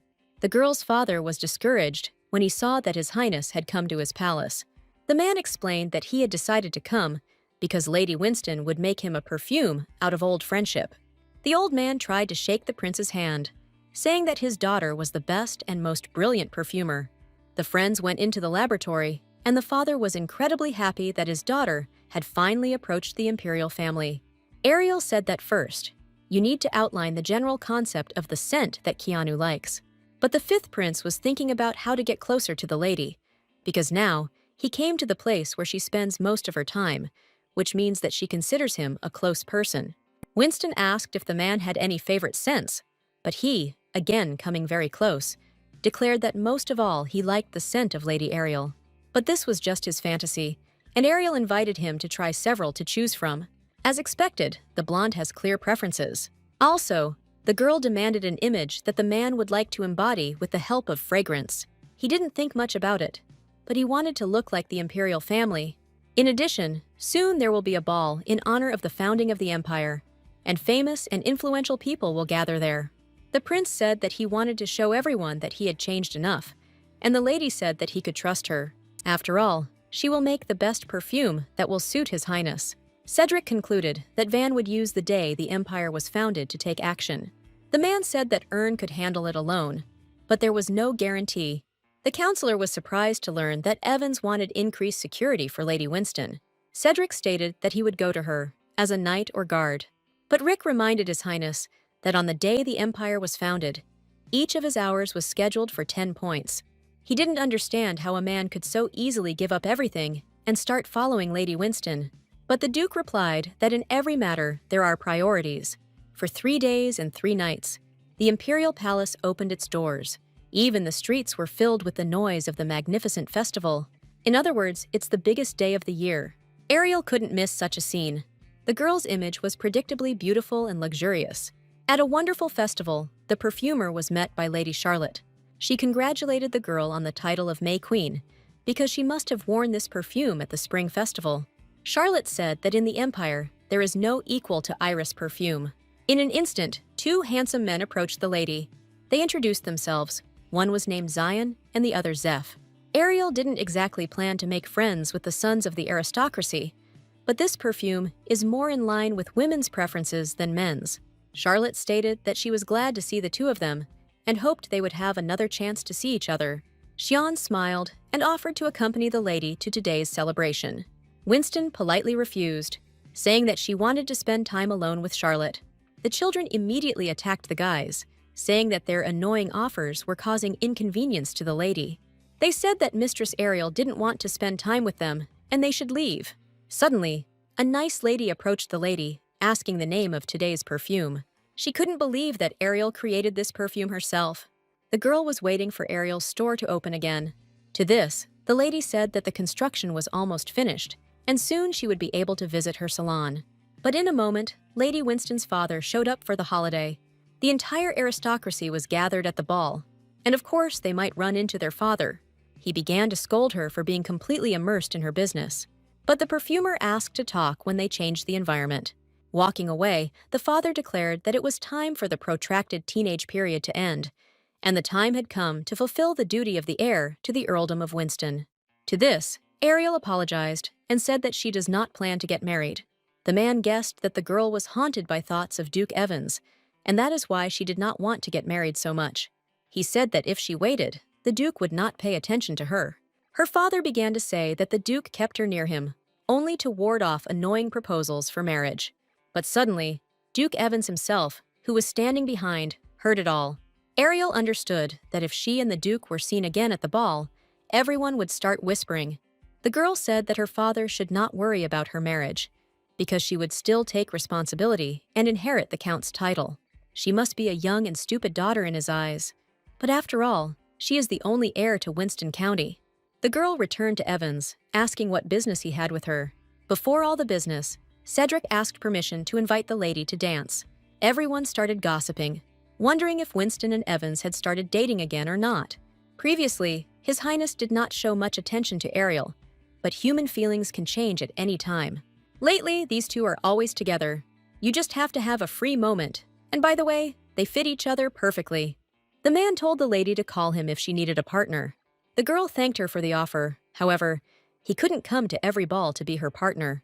But this was only a manifestation of politeness. As a gentleman, the imperial family came to the ball, and the Empress herself noticed that Ariel again came with Cedric as a partner. But the lady boldly stated that she and Evans had just recently clashed. The woman announced that, to tell the truth, she wanted to consult Lady Winston. The Empress said that the season would soon change, so new flowers should be prepared for planting in the imperial garden. It was a great honor for Ariel that the Empress herself asked her about flowers. The perfumer said that irises are not that difficult to grow, and their color harmonizes with the national color of Bel Air. To be honest, until recently, the flower did not arouse a woman's interest. But lately the princess has been very partial to it. The Empress said that she often hears from her that she cannot believe that she lost to some foreign flower. She thanked the lady for the advice and told the lady to wait for the next invitation. Winston decided that she needed to take advantage of the moment and go into business, or rather, advertise her perfume. The man was drinking expensive wine when he suddenly collided with a blue-haired girl and spilled everything on the floor. The stranger asked for forgiveness because she was not yet used to such crowded places. The man asked if the lady was hurt and also said that he would just take a little more drink. Liana bowed and introduced herself to the Duke, saying that she had just arrived in the Bel Air Empire a couple of months ago. She also said that she might very soon officially appear before the palace. Evans thought about it, because he had not been told anything about the guest who arrived from abroad. The investor smelled a very familiar and warm aroma from the girl. Ariel thought that running a business was difficult, but she succeeded and received business cards even from foreign aristocrats. Lately, everyone in the empire has been talking about Ariel. The man approached the lady and mentioned whether she was the creator of magical perfumes. The perfumer realized that it was very good that she came to the ball in honor of the founding of the empire, and maybe later she would be able to advance abroad. A red-haired man approached the lady, smelling the aroma of iris, and the girl began to advertise her product because it was becoming more and more popular every hour. But the stranger hit the bull's eye when he reported that the girl mixed iris and geranium. Ariel was amazed at the stranger's knowledge when he said that the strong scent of geranium neutralizes landswoot. He said it was an amazing decision because landswoot is quite a magical herb, and just a little is enough to completely erase the smell of many herbs. The man said that he also liked the smell of that grass. He also noted that all you have to do is encounter it, and it completely removes all other odors. Also, the stranger said that the herb has a special feature because it is the best component for creating dope. Suddenly, the perfumer realized that this man was related to Ariel in the original. She didn't understand why he should tell her about dope. Ariel understood that datura was an obvious flag of death, so there was no point in reacting. Seeing Ariel's frightened face, the man shrugged it off, saying that he was just joking to get closer. The stranger said that he preferred the aromas of beautiful flowers rather than dope. He asked if the girl had been to the port city of Sela, because this is a place of extraordinary beauty, and now is the peak of the last spring flowers blooming. The view should be simply amazing. Red said he could take the lady there to see the beautiful views. Realizing that the man was too close, Ariel was forced to refuse. The stranger insisted that it would be wonderful to talk about fragrances in a place where it was very beautiful. The fifth prince stood up for the girl, ordering her to let go of the lady's hand. The man threateningly asked what he allowed himself to do in the sacred imperial palace. Judging by the red hair, the prince immediately concluded that this stranger was from abroad. The man stated that he came from Sendor, to which the blonde replied that this was strange, because the residents from that place whom he had met clearly heard a special intonation of speech. To this, he said that exceptions can be found everywhere. The foreign stranger got down on one knee and, kissing Winston's hand, declared that he would look forward to meeting her again. Kian asked Ariel if this often happens to her, to which she replied that such situations happen periodically. The girl smiled. Realizing that the prince had come out specifically to help her, the perfumer smiled and said that, surprisingly, His Highness is capable of very good and cool deeds. The man also said that the change in his image was a success, and he has been using her perfume every day since he received it from Ariel. He announced with admiration that the views directed at him had changed significantly. The blonde said that he began to feel that people liked him. They began to give him compliments and smile enthusiastically. Mother even praised him for handling the Magnus case. Kian happily stated that thanks to Ariel Winston, he had finally become useful. The man smiled softly and extended his hand to the lady, inviting her to dance. Out of politeness, she agreed and, standing next to him, began to waltz. The prince noticed that while they were dancing, their scents were mixed. He stated that he would be interested to smell what flavor it turned out to be. He sniffed, saying that Ariel smelled delicious. The prince became interested and asked what Ariel thought about him. He asked if it felt different. An awe-inspiring aroma emanated from the man. Ariel was lost in thought and didn't even notice how she bumped into the girl behind her. She fell and covered her face with her hand and cried quietly. But suddenly, the girl realized that right now, she was literally lying on the fifth prince of the empire. He asked if the lady had hurt herself, when everyone around began to look only at them. The Duke noticed this sight, realizing that the prince's confession was not an idle rumor, and he was going to marry her. Cedric abruptly asked to cancel tomorrow's meeting. Perhaps because the festival was in full swing here, the city was too crowded. Ern asked if the girl was going to attend the ball today. To this, Ariel replied that she had something more important to do than the ball. In the center of the street, there was a crystal elephant, which seemed to be alive. Ern stated that if his scales were removed, they could be sold at a high price. The man hastened to explain that he periodically sheds his scales, and they are simply picked up. The price varied greatly depending on the condition of the scales, but it was still expensive. In an instant, the lady ran into Cedric at the festival, who was looking at her with concern. The Duke immediately asked why Ariel was not at the ball, but walking around the city. When asked what made Cedric rush here from the palace, he replied that he wanted to have fun. Ariel saw a tent, or rather, street gambling, which can only be seen on the day of foundation. The girl invited Cedric to try rainbow roulette together. The investor briefly borrowed the lady's food to test it for quality and safety. After making sure that there was natural dye there, he returned the roll to Ariel. Evans suggested that the lady had a day off, and sometimes it was necessary to spend the day in idle entertainment. The perfumer agreed, but said that she didn't come here to have fun. The girl came here for the open auction, which will begin right now. Ariel decided to keep it a secret why she came here, but due to many questions, the lady gave the Duke a clue: sperm whale. He tried to guess what the perfumer wanted to buy. It seems that the beginning has come, and once it was clear that the goods were at an unimaginable price, the man suggested playing a game, guessing the final price of the goods, and the one who guesses the most wins. But the lady said that in such cases, you need to play for something. Evans suggested that the loser should grant the winner's wish. Ariel agreed, except for something very expensive, and something that would take a long time. The man asked what she thought was too complicated and would take a lot of time. Ariel replied that a mutual agreement would be sufficient. The girl felt uneasy, but still, she did not think that Cedric would think of something incredible. The auction began. Someone gave 200,000 encores, someone a whole million. The bronze statue was sold for 1,000,000 bis, despite its small size. It was strange, but Evans always won, and Ariel gave an insufficiently accurate figure for the cost. Finally, the time for that same sperm whale came, and the girl was greatly delighted. The fact is that there was no ban on participation in the auction. The bargaining began with sperm whale fat. Some gave 800, some 1,000,000, some even 200 million. The man asked what the lady was waiting for, to which she replied that it was too early to set her price. But suddenly, at the end, all the byproducts were put up for auction, and the starting price was 5,000 bis. After thinking a little that the contents of the byproducts included tendons, fat, and mustache, the girl offered a starting price. She left the auction happy because Ern was already taking out the boxes with their contents. The knight suggested that these things were much more valuable than they seemed. The world of the original is similar to the world in which Ariel lived. You can find an analog for most of the components needed by a perfumer. But there is only one thing that cannot be replaced, and that is the sperm whale calculus. This material is so valuable that it is called the treasure of the sea. If you add it to perfume, it will last much longer and acquire a deep and rich aroma. And Ariel managed to get such material on the cheap. Leaving the building, the girl looked into the sky, seeing beautiful fireworks. As the crowd grew larger, the Duke suggested that the lady go elsewhere. Cedric sharply pressed the girl against the wall, saying that he was afraid that the crowd might drag her down with them. Ariel asked if the Duke was okay, because he was behaving extremely strangely. But the man didn't seem to listen to her, saying that this wouldn't work and they'd better go up to the roof. Cedric apologized in advance and abruptly lifted the perfumer into his arms to lead her out of the huge crowd.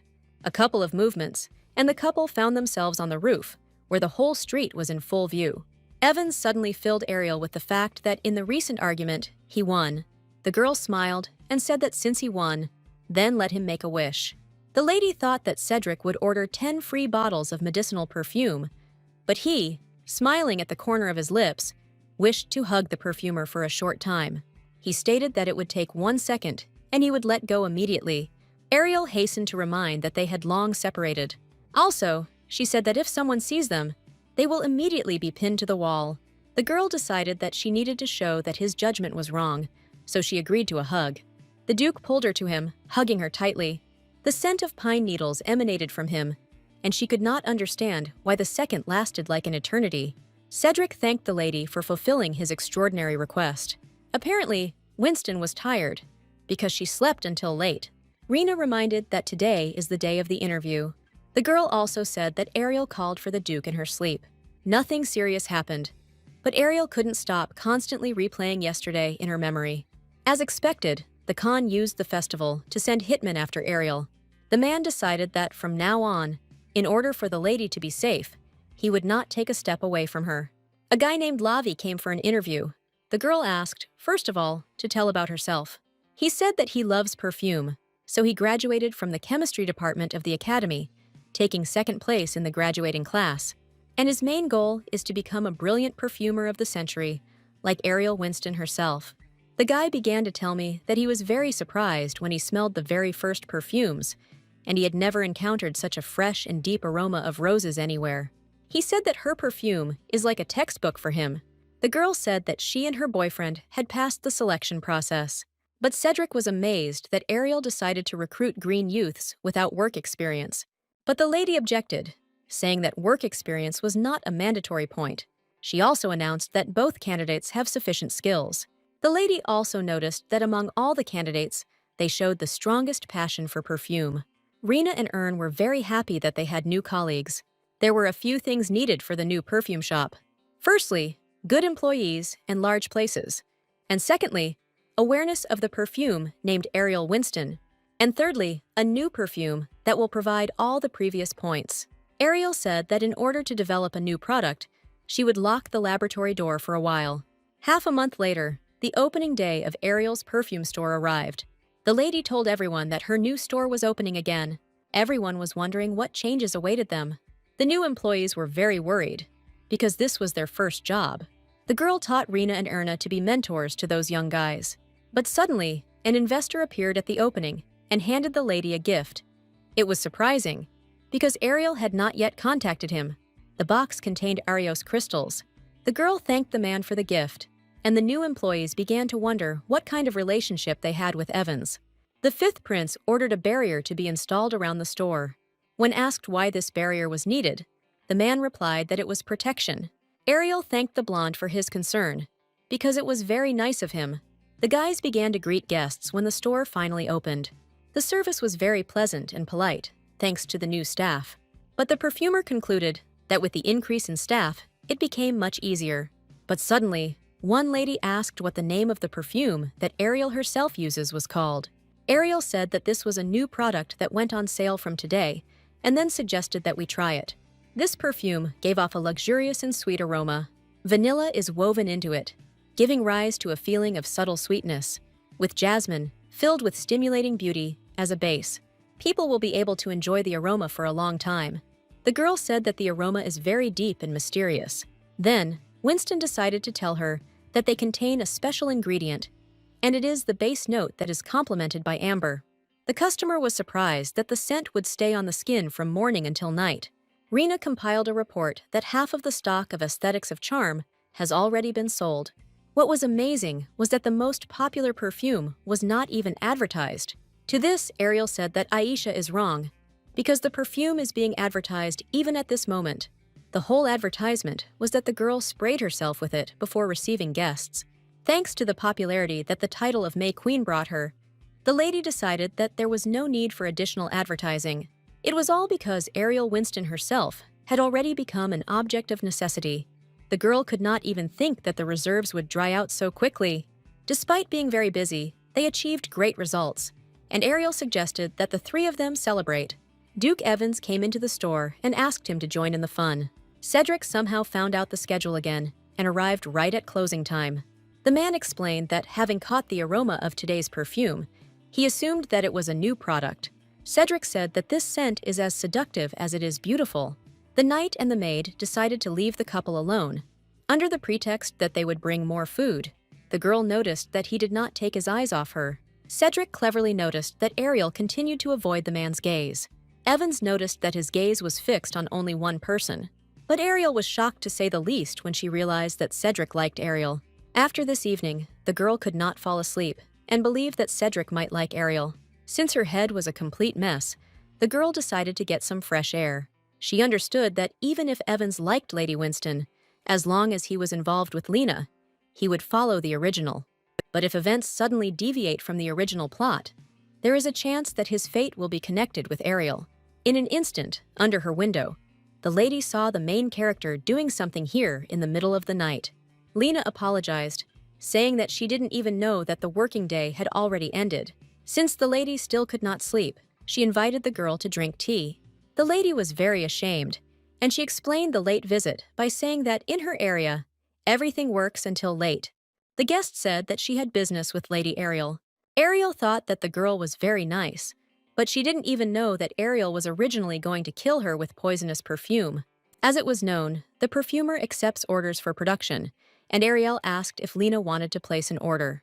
The girl said that the scent does not matter, but she really wants a magical perfume. To this, Winston apologized, because she does not accept orders for magic perfume. After all, not only is there a high probability of failure, a large deposit is required. And if something goes wrong, Ariel must take full responsibility upon herself. But the blonde asked to listen to her circumstances and then make a decision. She said that she was from Sendor and stayed in the Bel Air Empire for a short time.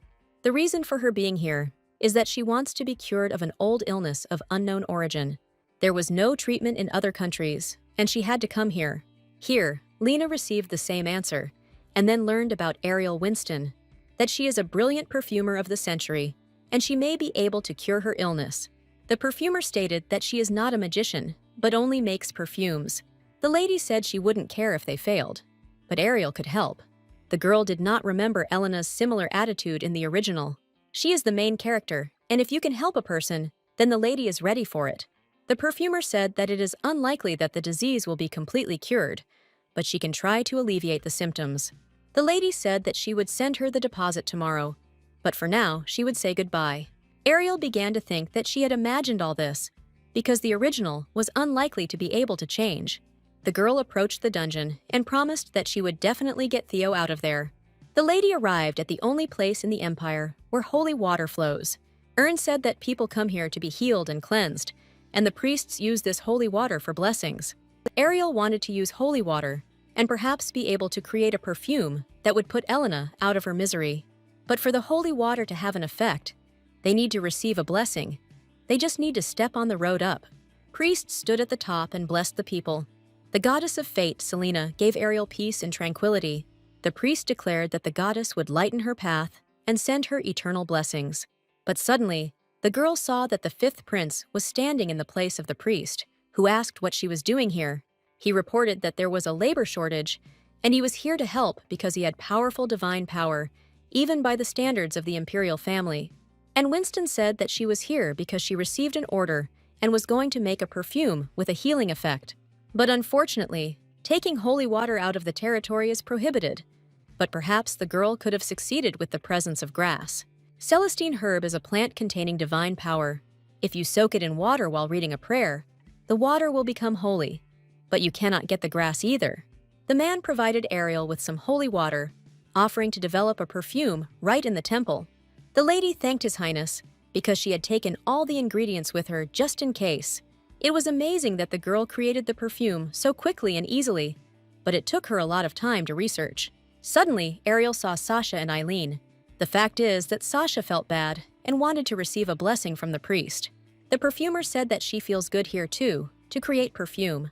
It's based on the pure scent of lily of the valley, and she added holy water for a blessing effect. The girl handed the bottle to Sasha, spraying the product she had just made. The girl's fever immediately subsided, and it became easier to breathe. Winston was very glad that the effect was positive. The fifth prince was amazed, because he had never seen such an effect from simple perfumes before. Even though this is a perfume, and the effect will not last longer than 3 to 4 hours, it will still be useful. The man had an idea and suggested creating more of this perfume and distributing it to those in need. This will reduce work for priests and may help those who have difficulty getting to the temple. Ariel promised that she would make as much healing perfume as possible. The girl said that she mixed holy water with magic herbs, which had a pain-relieving effect. The composition also includes the May lily of the valley flower, which adds a subtle aroma. When the main character sprayed the elixir on herself, it became much easier for her to breathe. The girl explained that the perfume would not be able to completely cure the lady's illness, but it would sufficiently ease the torment. Elena, taking Ariel by the hands, said that when she returns to her native land, she will definitely advertise her perfume. The girl looked away and thought that with this, she could save her brother. The girl appeared in that very cage, waking up her brother. He asked where she went, to which she replied that she had some business. Lena gave the guy that same perfume, saying that it would ease his suffering. She stated that this painkiller was created by the most brilliant perfumer of the empire. She asked him to use them every 4 hours, because she had quietly poured the perfume out of the bottle and asked him to hide it well. Suddenly, a girl appeared, asking what they were doing. Researcher Kana reported that she entered without the knowledge of the head, and the girl might tell lies. She took the perfume from them, asking if it had any effect. The girl said that with this, conducting experiments would become much easier. The head ordered Phila to report if she noticed any strange reactions. In the evening, there will be an official dinner with the kingdom, and the man concluded that it is not too late to return to the palace. Elena was reminded not to forget who she needed to gain the trust of. His love is so deep that during the last ball, in honor of the founding of the empire, he dealt with all the mercenaries. But, fortunately, Evans killed them before the head pulled out the information. It was funny for them to watch how the Duke crossed all boundaries of decency, and the informant asked to deal with him. Elena said that the man could rely on her. Evans thought that today was a beautiful day, and it was a pity that the weather did not cooperate. Kian heard that they had invited guests from the kingdom of Sendor. The men discussed seeing a man and woman from there. Evans reported that he thought Elena was wearing the same perfume as Lady Ariel. The fifth prince said that in the past, he hated Cedric because he was perfect in everything, but now, on the contrary, he is grateful to him. At the imperial dinner, the Duke and the main character met again when Lena said that it was fate that brought them together again. Cedric said that the girl's perfume was given to him by someone she knew, which is why he remembered her. It was surprising that the heroine does not wear perfume, but nevertheless, the Duke felt a familiar aroma. The girl said that he and Ariel Winston met at the spring festival. The Duke said he was an investor and was smitten at the business plan stage. He suggested that with her exceptional talent, the store would be a success, but the results exceeded all expectations. Elena began to worry that she and Ariel were getting back together. Indeed, in this case, if she follows the plan, on the contrary, she will arouse his hostility. The girl hurried to greet the prince and princess of the ball. Kian immediately realized that the girl could wear a similar perfume as Ariel. The lady said that she really wanted to meet the two of them, and also mentioned that the prince once ran his own business. She also said that she is looking forward to Ariel's perfumes being distributed in her kingdom. The man showed the perfume that the lady created especially for him. Kian invited the girl to try, to which she announced that it was a great honor for her. Elena began to realize that Winston was so famous that she was capable of influencing even the imperial family, and she should not rashly cross her path. To revive the Can Guild, Ariel's genius abilities are needed. However, if such a public figure, known even to the imperial family, disappears, a serious wave will rise. Elena decided that a new plan needed to be made. Suddenly, Duke Evans appeared from behind, asking what she was doing there. But the man suddenly asked if the lady had ever seen one mark 16 years ago. He began to talk about his guesses, that the girl was an eyewitness to mysterious magic or experiments. The girl understood that he suspected her of spying for Can, but did not understand why. She tried to avert her eyes, saying that she was very unpleasant to hear this, and by the way, she had never heard of or seen such a thing. Then, the man asked for forgiveness, saying that he was simply conducting an investigation. He also asked her to let him know if she saw or found out anything. Evans still remembered the smell of the place where he was locked up 16 years ago. Cedric knew for sure that the girl was saturated with the smell of this place. The Duke looked through all of Lady Helena's documents, but everything was clean. The advisor also reported that this girl has a real personality.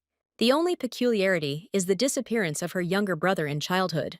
Rick heard that at age 8, she disappeared with Brahm, but returned alone a few weeks later. It was also known that for the sake of experiments on people, the Khans abducted small children. If we assume that the younger brother Winbell is a prototype of Khan, then Lena, who escaped alone after being kidnapped, could very well become Khan's subordinate to save her younger brother.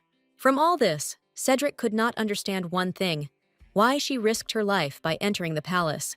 She may be the main accomplice, so the Duke asked for a detailed investigation. If this investigation turns up important clues, Cedric may be able to understand why the Khan are fixated on Lady Winston. He can find a way to cope with the madness. Rena reported that Ariel received an invitation from the Imperial Palace, from Princess Lena. It was wonderful, because the princess invites the perfumer to a ball in honor of her birthday. Ariel was thinking hard about what to give her. It should not be so luxurious, but not banal. The maid came up with the idea, saying that the princess loved to travel, Euphoria Island, Tanzari, and so on. There are no places she hasn't visited. She especially likes the snowy lands of the north. She goes there often. They say that the princess is a frequent visitor to the snowy lands because she wants to check the veracity of the legend. Winston decided that she would go there next week to create a perfume for the princess. A week later, the three of them headed to that same snowy place. For the first time in a long time, the girl admired the snow. Rena asked if Ariel had been here before, because in the circles where they live, there is no winter. But suddenly, the girl saw the Duke there, very surprised. The man was here to investigate. But I, a girl, received an invitation to a ball from a princess, so I decided to give her a perfume with the association of a place that she especially likes. The Duke said that she likes to come here because of the legend about the fairy, but this is only a natural phenomenon. The man said that later in the evening, it would get colder here, and Ariel had better return before it's too late. Ariel carefully developed the recipe for the new perfume, based on her experience and genius talent in knowledge of chemistry. Ern and Rena returned with bags of groceries. Ern asked the girls to rest, because he would take over dinner. The night really cooked very tasty, and the ladies were simply shocked. Although the girls did not come here for the sake of relaxation, it turned out to be just that, thanks to the beautiful view. Ariel shared that after moving, all she did was work. At first, she was shocked by the fact that she had entered Ariel's body, but she was happy that she could make perfume again, thanks to this Ariel. After all, what she so desperately dreamed of in a past life has come true here. The girl understood that in the end, we can say that everything worked out for the best. Winston was thinking about who exactly Evans would come to see them. Rena said that they would clean up and go to the house, and the perfumer would sit a little longer and come. Ariel was seriously sleepy, but she understood that if she fell asleep right on the street, Rena would definitely grumble. The girl nevertheless fell asleep, and she had a nightmare about how the original Ariel poisoned the main character. When Ariel woke up, a worried Duke was already sitting next to her. He said that it was dangerous to sleep in such a place, and it was better for her to enter the house. The girl said that she had a dream where Evans was leaving her, to which the man said that he would never leave. Ariel noticed that Cedric's mood had worsened. The man said that he would like this not to happen in his dreams. Cedric handed the girl his jacket, saying that it was getting cold outside. Ariel realized that she woke up as soon as she felt the warmth.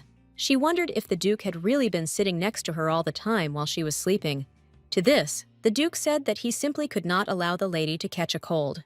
Evans, seeing that the girl was sleeping alone, thought that it was dangerous and simply sat down next to her.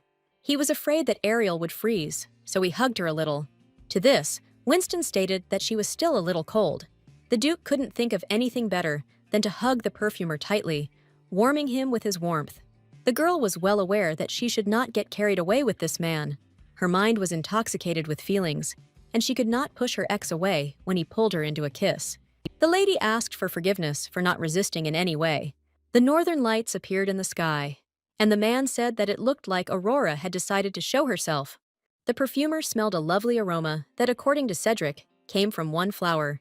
The flowers began to shine and seemed to glow, and the girl said that it was incredible. It was an amazing feeling, like lily, jasmine, and iris mixed together. The Duke said that they bloom only at dawn, when the northern lights appear. As it turned out, it was a phenomenon called the Aurora Fairy. The moments when she became May Queen and when she opened her new store came to mind. The flower awakened happy moments. One had only to breathe in its scent. The princess said that she wanted to relive her childhood memories. Now Ariel has decided what to give as a gift.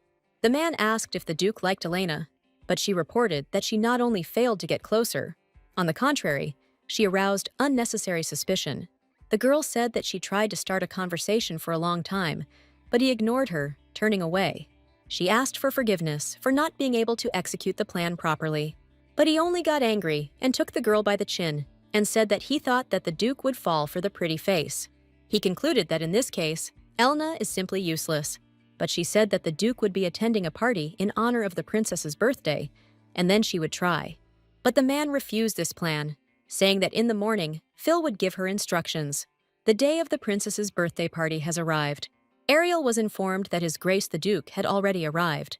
The man complimented her by saying that the girl was especially gorgeous today. Although it's a small thing, it's better to accept it as gratitude for the fact that he's already accompanied her several times.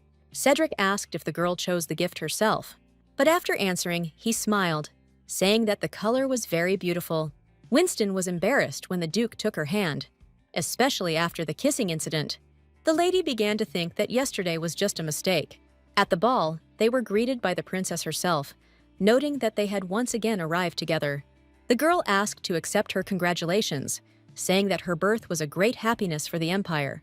Her Highness was glad they came, so she wished them a good time. The Duke decided to stand out and give the princess gold bars. The girl promised that she would use it wisely. Ariel decided that she needed to show what a real birthday gift was. Everyone understood why the lady did not show up for several days, because she was making a new perfume. The fifth prince saw Elena again in the palace. The man decided that he needed to follow her just in case. Ariel couldn't take her eyes off the guy, although she wanted her to come to her senses. Suddenly, a doctor walked into the room and immediately apologized for not being on time.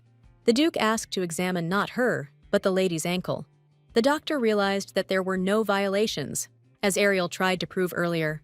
The perfumer immediately realized that she had just wanted to kiss a man. Evans said that it was very good that the injury was trivial. After that, he offered to give the lady another dance. The girl thought that such an appearance was simply illegal, but suddenly, Ariel remembered that Cedric said that he had a conversation with her. The man said that he felt peace when the perfumer was nearby, and at first he believed that this was only the effect of weakening the madness. But now, he was sure that Ariel Winston was attractive to him. But before he had time to say this, the lady hurried out of the hall. The girl didn't understand why she hadn't realized this before, because absolutely every moment literally screamed about it. Cedric hugged her, asking her not to run away, but she said that she wanted to be herself, and next to a man, this was impossible. Ariel wanted to say the whole reason, but her mouth was suddenly closed with a kiss. Cedric said that she shouldn't worry, because for him, Ariel is the main character. The girl began to think if she could change the course of the original story.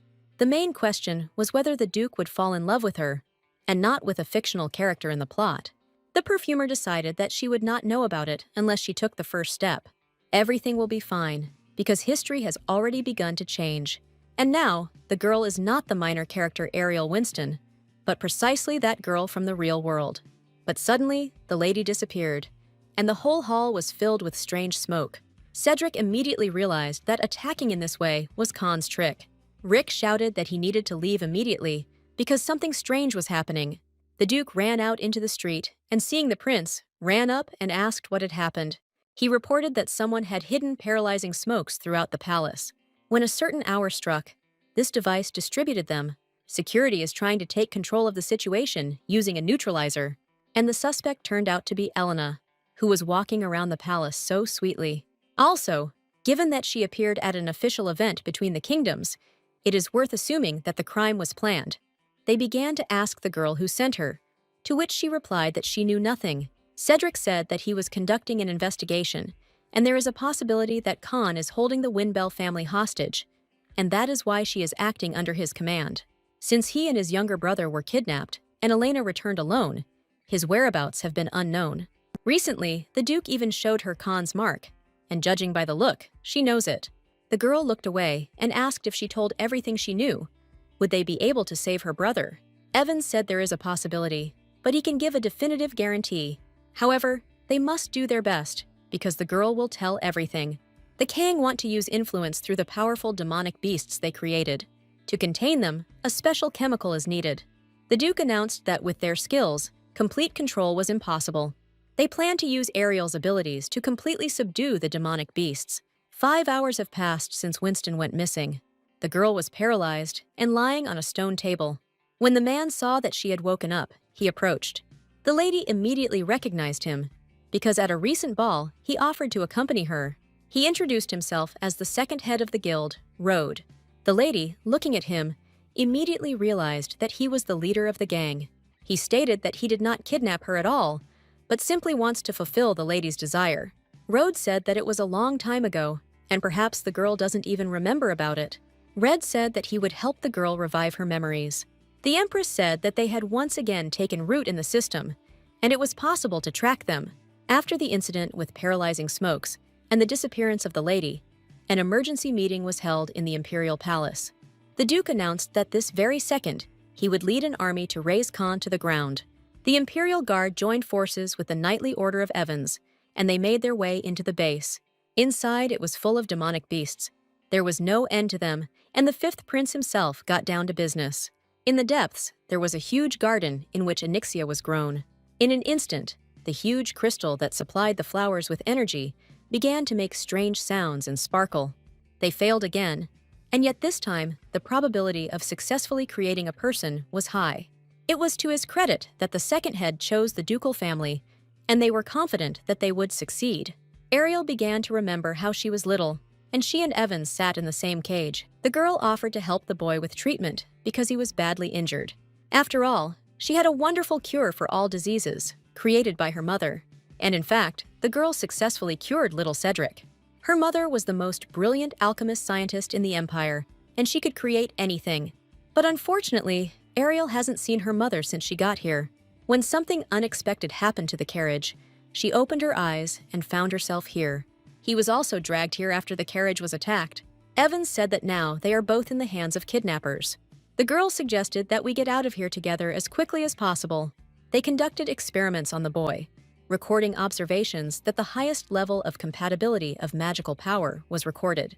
Test subject number 6 died from a magical attack. The red-haired boy asked his father to try the test. After all the torment, the girl continued to quench other people's pain with the help of her mother's elixirs. The children concluded that the Khans are real psychos, since they have been abusing children for a week now.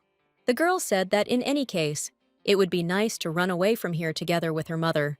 To this, the red-haired man said that it was a laugh and nothing more, and then introduced himself that he was the future second head. The boy said that he knew where her mother was and asked her to follow him. These memories pierced Cedric with a thin thread of pain. It would seem that the crystal is about to explode from magical power. Cedric tried to protect the girl who was helping him, and, taking a piece of crystal, stood in front of the red one. The Duke told the prince that he remembered everything and knew who kidnapped Ariel. The girl suddenly remembered everything, even the moment when she found her dead mother. From that day on, she was forced every day to create perfumes for her own experiments. The angry boy continued to escalate things, saying that she would never be let out of here. He also grinned and declared that she belonged to him. Ariel remembered they want to use her instead of her mother. They also tried to get rid of Cedric in order to bind her to him. But, ultimately, an accident occurred, due to which one important experiment had to be suspended. And Rode was the one who led Kang to destruction. The man wondered what future awaited them if they united. The second head was mad and invited Ariel to stay with him and change this world radically. The perfumer stated with disgust that no matter what he imagined, this would never happen. To this, the red-haired man replied that he could only force her to do this. He planned to brainwash the lady with the help of another experiment. Ariel has worked so hard to get where she is now. She simply cannot allow herself to be turned into cannon fodder. At this long-awaited moment, Evans finally reached the right place. Rode was surprised that the man was able to get to her in such a pathetic state. The Duke took out his sword and told Ariel to be patient for a while, and he would save her. A couple of blows, and Cedric destroyed the crystals, thanks to which the spell was dispelled. Gode, with the words that the Duke simply should not have interfered, threw away the explosive canister from which strange smoke was emanating. This smoke was from the demon world, which aroused more madness. The head said that no matter how hard he tried, Cedric was still a pathetic little animal. Knights burst into the room, asking if his lordship was okay. The Duke could not overcome himself and rushed into battle, attacking his own knights. But the fifth prince came to Ern's defense, using his divine power. The nephew asked Evans to come to his senses, because now it is not he who needs it, but Lady Winston. Voices screamed in his head that tried to turn him against. They said to kill, and no matter who. He rushed into battle again, but having already defeated the divine power of the prince, he settled on the knights. Ariel took Ern's place, covering him with herself, so that the guy would in no way injure her friend. The girl tried to bring Cedric to his senses. Suddenly, after much screaming, Evans finally recognized Ariel. Ariel understood that he was not completely mad yet, and just in case, she had a sedative pill in her pocket. The man silently hugged the girl to himself, symbolizing a hug. The monks began to heal Kian. The knight promised that he would return with good news, and Ariel must cope alone. The symptoms have intensified, and it will be difficult to cope with them alone. The girl would not like to use this method, but there is no other choice. Ariel popped the pill into her mouth and pulled the man into a deep kiss. Everything worked out, because this is a powerful sedative, and soon Evans will feel better. Finally, the Duke came to his senses and spoke. The man hugged the girl tightly, saying that he would not want to experience this again. All gang members were tied with powerful chains. Red stated that Cedric is still a monster, even if he is his father's successful creation.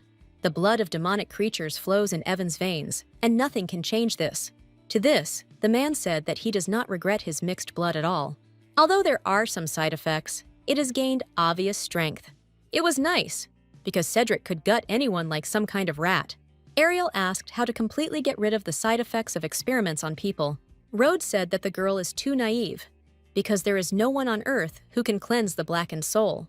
The body, even once intertwined with demonic blood, will no longer be able to return to its previous state.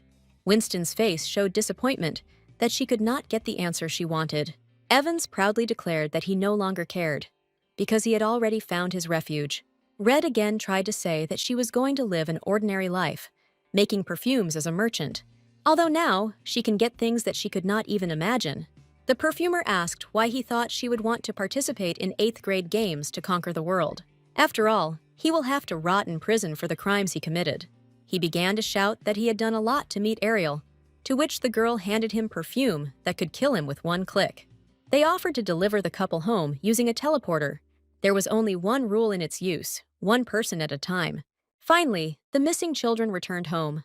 Led by his lordship Duke Evans, they successfully dealt with the demonic creatures. However, at the last moment, the head of the guild, Khan, used suspicious magic on the Duke. This caused him incredible agony, and they did not even find the courage to approach. Lady Ariel Winston was the one who saved the Duke. The Imperial Palace plans to contact the lady to prepare for emergencies. Along with eliminating Can and settling the consequences, the head of the Can Guild, Rod Rosero, who became the main instigator of all incidents, was punished. His punishment was lifelong status as a slave. As long as he is branded, he will be followed wherever he goes. And if he tries to leave the country, the branded body part will explode. Ariel's employees, reading this story in the newspaper, reported that she had an interesting life. The girl was recognized as a heroine of love, who was heroically able to save the Duke from madness. Winston gained enormous popularity among admiring people, who kept asking about that situation. Some even thought that the girl covered Cedric with herself, because the situation gave rise to many stupid rumors. But the girl was reassured by the fact that, thanks to this, their sales increased. Ariel was examined by the court doctor, rested a little, and emerged with new strength. And Rena looked after the store well when the owner was away. Now, all the employees cope perfectly well without the appearance of the main perfumer. They did a great job advising on the products, reminding customers that their products last a long time on the skin. Taking a look at this, Winston concluded that there could be no problem in the future. A guest was waiting for the lady on the second floor, or rather Vin. The girl and her brother apologized for showing up so unexpectedly, but they wanted to thank Ariel personally. But Elena also wanted to admit that she had been deceiving the girl all this time, and that the fact that she was in danger was entirely her fault. To this, the perfumer said that the main thing is that everything ended well, and besides, she understands, because the girl had a serious reason. The palace said that since she provided information to eliminate the Kang Guild, and is also a victim of human experimentation, they released her from punishment. But you can't undo what's done, so if Ariel needs it, she will rush in as fast as she can to help. When asked what Lena plans to do next, the girl replied that she wants to become a student of the Magic Tower. This was a great idea, because in the original, Lena also dreamed of becoming a magician traveling across the continent, using magic to save people, like her, who are in dire straits. But Elena's brother dreamed of becoming an outstanding knight, like Duke Evans. The girl asked why that perfume was needed, because she guessed that it was because of the side effects from the experiments. However, Rod ordered it to be done so that the experiments would be more effective, because if a person forgets about pain, he can be mocked as much as he likes. Ariel decided to give the guys Anixia's perfume. She said that during the experiments, Lena was also injected with the blood of demonic creatures. Perhaps everything is not as serious as Cedric's, but sometimes she may suffer from side effects. And in such moments, this scent of Anixia will help her. As soon as they finished, and Elena hurried home, the girl went outside when she saw Evans. The man invited the lady to devote this evening to him. The perfumer was surprised how far this place is, that she had to use a teleport. The Duke announced that he plans to visit Azendrick, and he asked the girl to accompany him. Ariel asked the reason why they should visit this place. Evans suggested visiting first, and then finding out everything. On the spot, they were met by a sweet old lady who noticed what a long journey they had to travel. This woman was the High Priestess. She asked if the lady the man had told her about was standing right in front of her. The woman came a little closer to her, and the girl did not understand why such an important person as the High Priest was studying her at arm's length. The old lady asked Cedric to leave them for a while, because she had a personal conversation with the lady. As soon as the Duke left, the priestess said that she knew that Ariel had arrived from another world. She said that she was not going to interrogate the lady. The perfumer began to wonder how much this lady knew, and whether she knew that she came from planet Earth. The priestess stated that she understood what was bothering the girl because she had only witnessed this before. This is not a common occurrence. In her long life, the woman observed this only twice. The girl asked if there were other people who came from her world. Everyone managed to settle in very well, although Ariel got used to it much faster than these two. It was immediately clear from Winston that she was from another world, because she did not have God's mark. In addition, her soul radiates a different energy. Ariel suddenly realized that the Duke also understood the fact that she was from another world, and therefore brought her here. The old woman declared that the Duke's fears were excessive.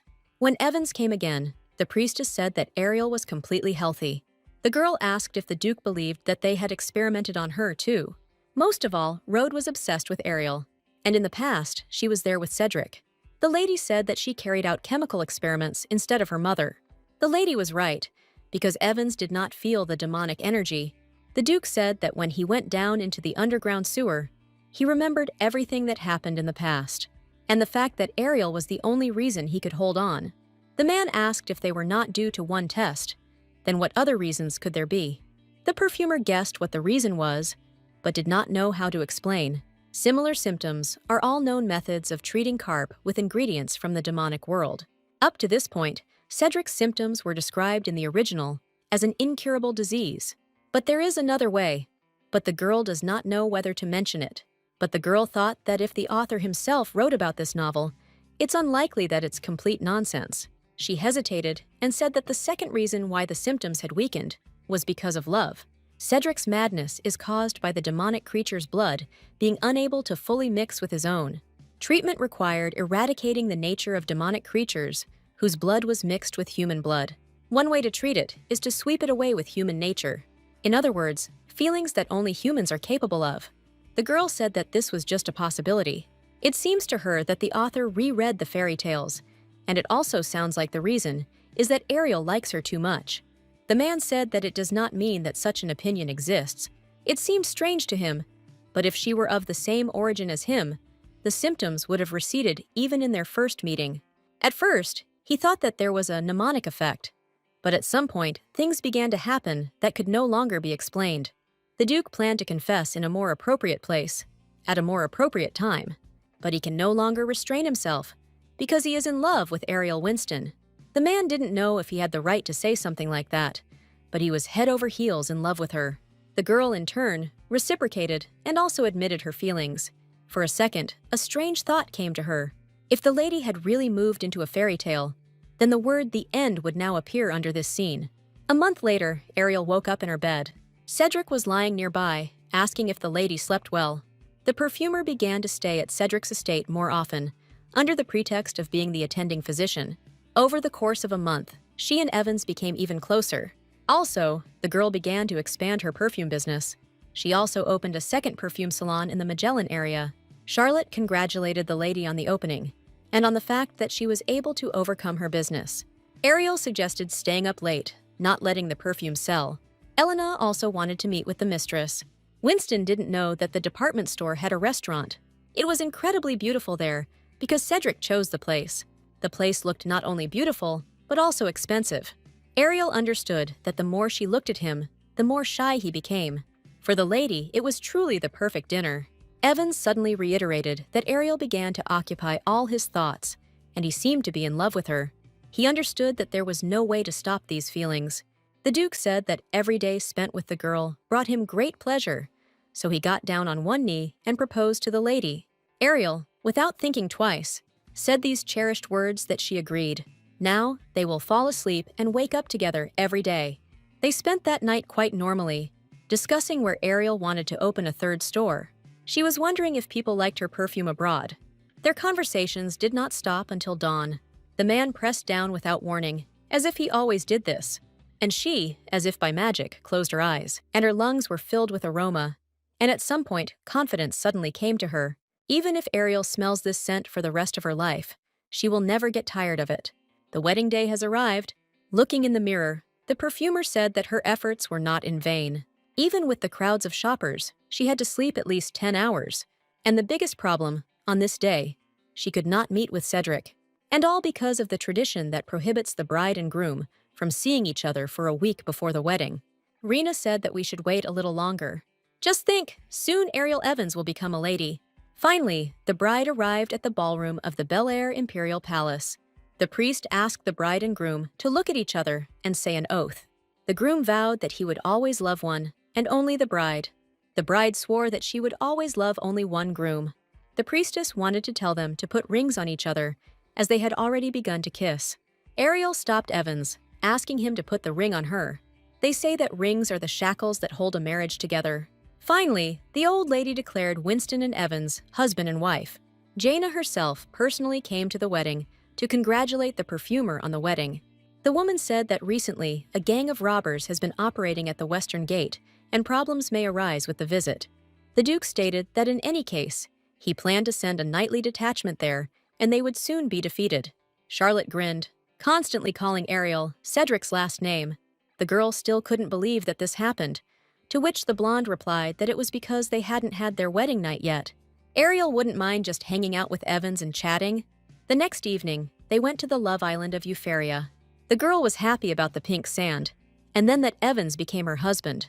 They won't be able to walk for a long time, because it will soon be evening and it will get cold.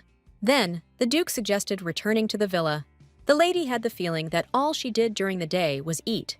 To this, Cedric only suggested adding a little more wine. Ariel was about to ask what type of wine it was, when she suddenly knocked over the glass. The man said that the girl was starting to worry for completely unexpected reasons. He smiled, and wiping the wine from someone else's hands, offered to go upstairs. The perfumer realized that it was already night, and they would have to spend their wedding night. Even though the Duke suggested they go to bed, Evans was very worried. The lady smiled and said that she was fine, and went to the second floor. Seeing the girl's shy behavior, Cedric laughed. even if now was not the most appropriate moment for laughter. Ariel threw him onto the bed, deepening into a pleasant kiss. The girl realized that Cedric was also worried when he chose to be on top. The next day, the couple decided to go to the beach. Evans asked if Cedric knew what a malicious face he had now. In the evening, there was supposed to be a festival in the village. The couple felt very calm, because no one recognized them. Then, the Duke invited the lady to open her own business here. But suddenly, having heard a random conversation, she found out that there was a fortune teller somewhere here. Ariel decided to look into the tent out of curiosity. But suddenly, the lady saw a familiar fortune teller, one who predicted a lot of truth. She didn't think to meet her here, and the girl asked, because Ariel must be here on her honeymoon. The fortune teller said that it was a great honor for her to see such a bright couple live. She asked to choose 3 cards that could predict the fate of the spouses. According to the cards, the girl clearly saw that these two were made for each other. These cards indicate that their future will be filled with bright light. Although troubles will visit them, they will quickly dissipate. And also, they will be visited by 2 baby angels. The fortune teller declared that Ariel would have twins. The girl was completely shocked by the fortune teller's words, because she didn't even suspect that she could be pregnant. But Cedric immediately began to think that he would need to find a capable midwife and magician. The man said that if the fortune teller didn't lie, it's not that bad. She asked if the girl should take a closer look. In the past, Ariel pulled the grandfather card in relation to the partner destined for her. And out of interest, she asked how his health was. Ariel again chose 3 cards and found out that this gentleman's health is not in danger. This does not mean that there are no problems, but she will find a solution and cope safely. The man said that twins would make his widow happy, but he thought it would be very difficult for a girl. But the girl said that half of what was said was just fun. Finally, the couple arrived home, and the first thing Rena did was throw herself into the lady's arms. The staff, because she returned early, they quickly decided to organize a congratulatory party. Rena asked why the lady returned earlier than planned, to which Ariel said that starting today, she will be developing a new fragrance. The guys announced that they would help with everything the lady said, but Evans wanted to create the scent of the Euphorian sea breeze, with the smell of palm trees and overseas fruits, and the smell of musk mixed with pine wood. While the girl continued to create her new scent, she noticed that Cedric had been waiting for her for a long time. He said that the girl was so focused that he decided to silently watch, to which Ariel only let her smell the new scent. The lady decided to call this perfume Happiness. But in fact, this is a series of fragrances, but the first will be this one, the aroma of that same sea breeze. When asked how long she plans to create them, the girl replied that she doesn't know, and maybe it will take forever. Ariel wondered what the scent smelled like that gave people happiness. It was the scent of flowers, sworn bees, and butterflies. The girl spent a lot of time thinking about this question, but now she knows the answer for sure. The scent of happiness that she so badly wanted to reveal was actually the scent of a person. Not a single fragrant flower or expensive spice can overcome the smell of a loved one's skin. Cedric for her, and she for Cedric, are the only ones who allowed each other to experience